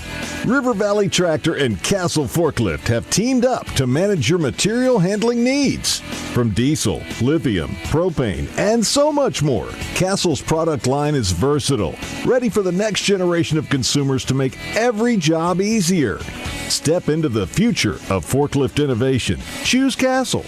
Visit River Valley Tractor, your authorized Castle forklift dealers in Central Arkansas. Seasons change. Why not your tech? Upgrade now during the Dell Technologies Summer Sale event and save on select PCs like the XPS 16 powered by Intel Core processors. You'll be able to bring your most intensive projects to life with built-in AI, minimalistic design, immersive visuals, and cinematic audio. When you shop online at Dell.com/deals, you'll have access to exceptional tech and electronics plus free shipping on everything. Amazing prices await you for a limited time only at Dell.com/deals. That's Dell.com/deals. There's a price war in the insurance business, and you may be paying too much. Call the Term Lifeline right now and see if you can save 40%. $500,000 plans and up, that's our specialty. Even great smokers' rates. Protect your family today. Call the Term Lifeline right now for a free quote. 866-509-TERM. 866-509-TERM. 866-509-TERM.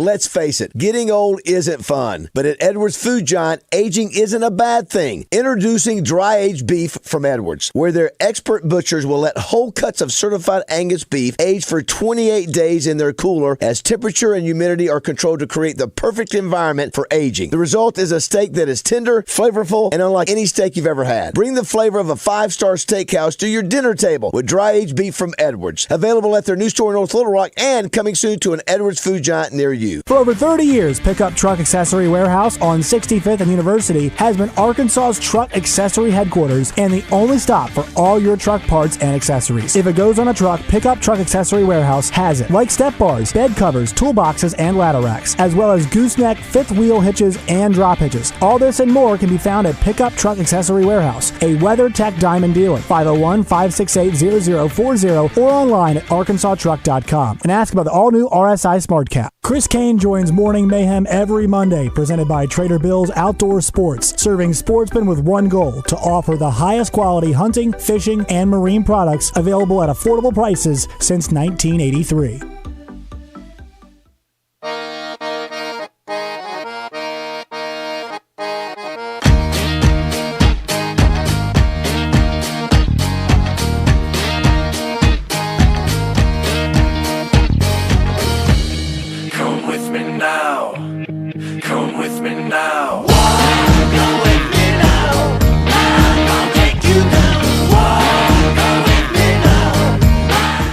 Getting towards the end of the month, and Gwatney Chevrolet is wanting to make a deal with you. They got cars to sell before June gets here. Take advantage of it this week at Gwatney Chevrolet. Go to the website, GwatneyChevrolet.com. Take a look at all of the inventory. Find the vehicle you want. Cars, trucks, SUVs, loaded lot right now, and they're ready to make a deal for you. Got some great incentives and rebates, and they're still going to pay top dollar for that vehicle you're driving right now. Get out of that bad note, that bad car you don't like. Get rid of it. Take it to Gwatney Chevrolet. Let them offer you a nice deal for that vehicle.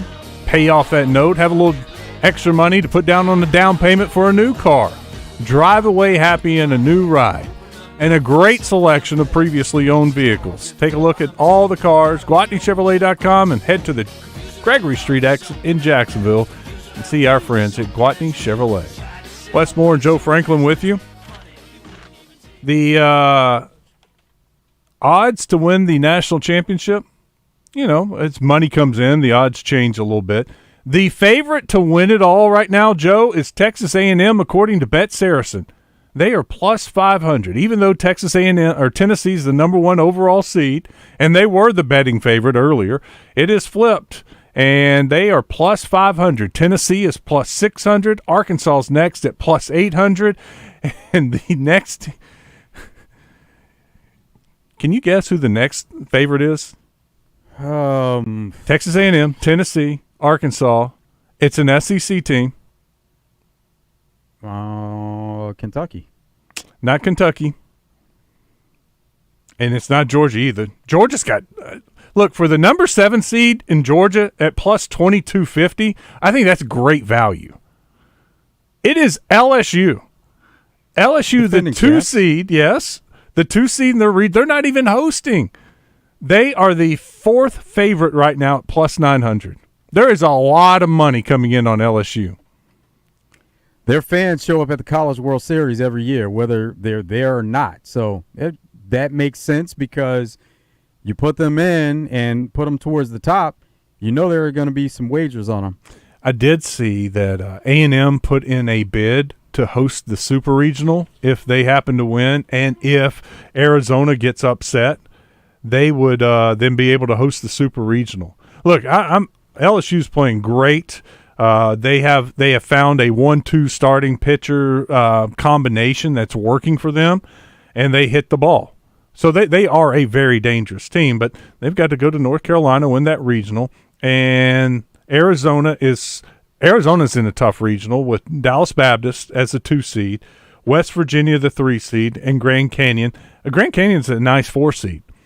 So it's not a given. Arizona, I don't think – I have to look at the odds on Bet Saracen. I don't think Arizona is an overwhelming favorite to win that regional. But anyway, LSU, according to Bet Saracen, is the 4th highest, has the 4th best odds to win the national championship. Kentucky is next at plus 1,000. So the top 5 teams, all SEC teams. That's a good question of the day. Do you think an SEC team – would you take SEC or the field to win the national championship? So who's up next after that? Virginia? Wake Forest. Wake Forest and Clemson. And then it's a run of ACC teams. Wake Forest, Clemson, Florida State, North Carolina. That's why I was thinking Virginia. I don't see them. Duke is right there. Oregon State is the first non-SEC ACC team. Oregon State is plus 1,500. You can bet Arkansas, Oregon State in the finals on Bet Saracen, but I couldn't do it. I couldn't pull the trigger on that. Too many painful memory. But it would be sweet redemption, wouldn't it? Not any of the same players, but still. Now, what are the odds on that then? If the odds are good enough, it says to go ahead and wager it just like you wager anything else.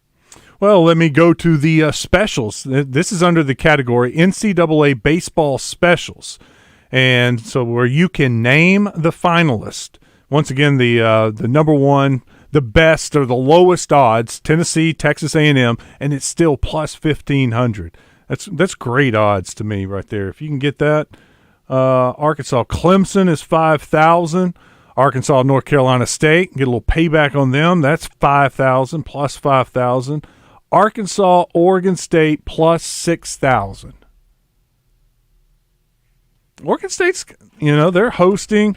Let's see who they're matched up against. Oregon State, they're matched up against Kentucky. So if Oregon State wins their regional, they'll go to Kentucky and play Kentucky. Great odds, though. 6,000? 1, 2, 3. Well, we know there are 11 SEC teams. How many SEC teams would be what would be a disappointment? What would be considered a failure Monday or Tuesday when all these regionals are done if there are only blank amount of SEC teams left? 2? 1?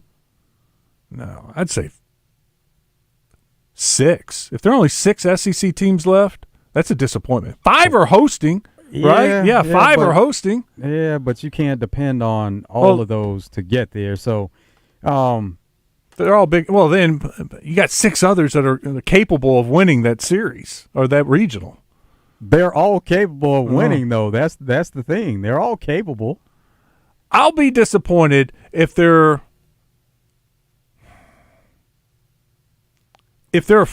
less than 5. Yeah, if there are only 4 SEC teams left playing the Super Regional, I'll be disappointed. There should be at least 5. Look, you're right. It's hard to win a regional, and just because you're hosting doesn't guarantee you're going to win that. But there should be another SEC. Like if one that's hosting doesn't win the regional, there should be another one of the 6 that makes a run and wins that regional and advances, like an LSU, like a Alabama. Vanderbilt. I think Vanderbilt's a dangerous team. They're going to Clemson. Florida, and this was pointed out by D1 Baseball, Oklahoma State is hosting Florida, and you got Rock Reggio still, the memories of Rock in Oklahoma State, but Florida bashes the ball. And with the ball flying out in Stillwater, you remember when it was Arkansas, Oklahoma State, all the home runs? They were talking about how this could be an explosive series with those 4 teams, Oklahoma State, Niagara, Florida, and Nebraska. Florida's been so inconsistent this year. I couldn't bet on them to win that series. But I like A&M to advance. They're regional with Louisiana, Lafayette, Texas, and they got Grambling in the first game. So they could definitely pitch off. That's one of the worst 4 seeds. I think Georgia advances. I wouldn't count out South Carolina. They're going to North Carolina State. North Carolina State had a good run in the ACC for a while. I always said I like Kentucky. Mississippi State's a sleeper. I'd hate to see Mississippi State and Fayetteville in a couple of weeks or next weekend. I guess that would be good. It means Arkansas is hosting the Super Regional, but that was a dogfight with Arkansas and Mississippi State just a couple of weeks ago. They're a good team. They're one. Arkansas is the best pitching team in the SEC. Mississippi State was right there. They've got a good pitching team, so it wouldn't surprise me if they go into Virginia and win that. With so many teams being in from the conference, then at some point you're going to have to face some crossover and some conference teams if they do advance the way that it's expected. But expectations go out the window at this point. I think there's only 2 crossovers in the Supers, Arkansas and Mississippi State. And then on the other side of the bracket, Georgia and South Carolina could meet in the Super Regionals. I take it back. There's one more. Vanderbilt and Florida, if they both pull off the upset, they could meet. So there could be 3 all-SEC Super Regionals. But I rechecked it, and it is possible, although I do not believe it's going to happen. No. There could be an all-8 SEC.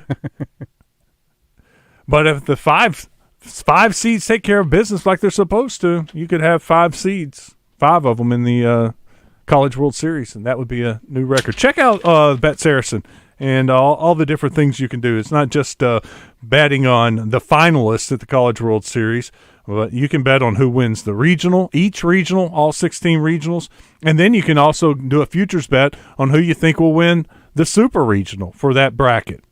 So it's pretty cool what they already have up on Bet Saracen. That's under the College Baseball World Series. Name the finalists, or actually it's the NCAA Baseball Specials. That's how you get to this category on Bet Saracen. Coming up tomorrow, we're going to hear from Marty Burlsworth. Richard Davenport will join us, have a recruiting update from him. Got some football should be cranking up here pretty soon. I know they're starting to focus on the 25s and even talking to some of the 26s. And I'm going to try to get Coach Curry on here tomorrow. Coach Curry played Louisiana Tech, obviously played SEMO. They were in the same conference with them, and then they played a midweek game against Arkansas. So he played 3 of the 4 teams. No, they didn't play Kansas State. That would have been cool, though, if they'd have played all of them. I know they're disappointed they're not up there in Fayetteville or in some other regional, but I'm going to try to get Coach Curry on here to talk about it, give us a little scouting report, and an end-of-the-year look for the Trojans. Knows those teams well. And, it'd be good to look back on Little Rock Trojans, their baseball season. We talked to them throughout, and now we can recap it. Put a bow on it. It's weird there's no NBA tonight. First time in a while. Yep. That's what happens when you have one team that's advanced on. Down to 1. All right, stick around. Coming up next, Drive Time Sports. At Southern Floor Coating, coatings are all they do, and they won't be beat on price. Factory-trained installers using the purest form of polyurea with UV stability for all your outside projects. When you call, you'll talk with a professional interested in your project, not a voicemail. Don't trust a fly-by-night company that may not be in business next year. Transform your patio, porch, or pool deck and call the real pros at Southern Floor Coating. 501-402-4912 or take a look at Southern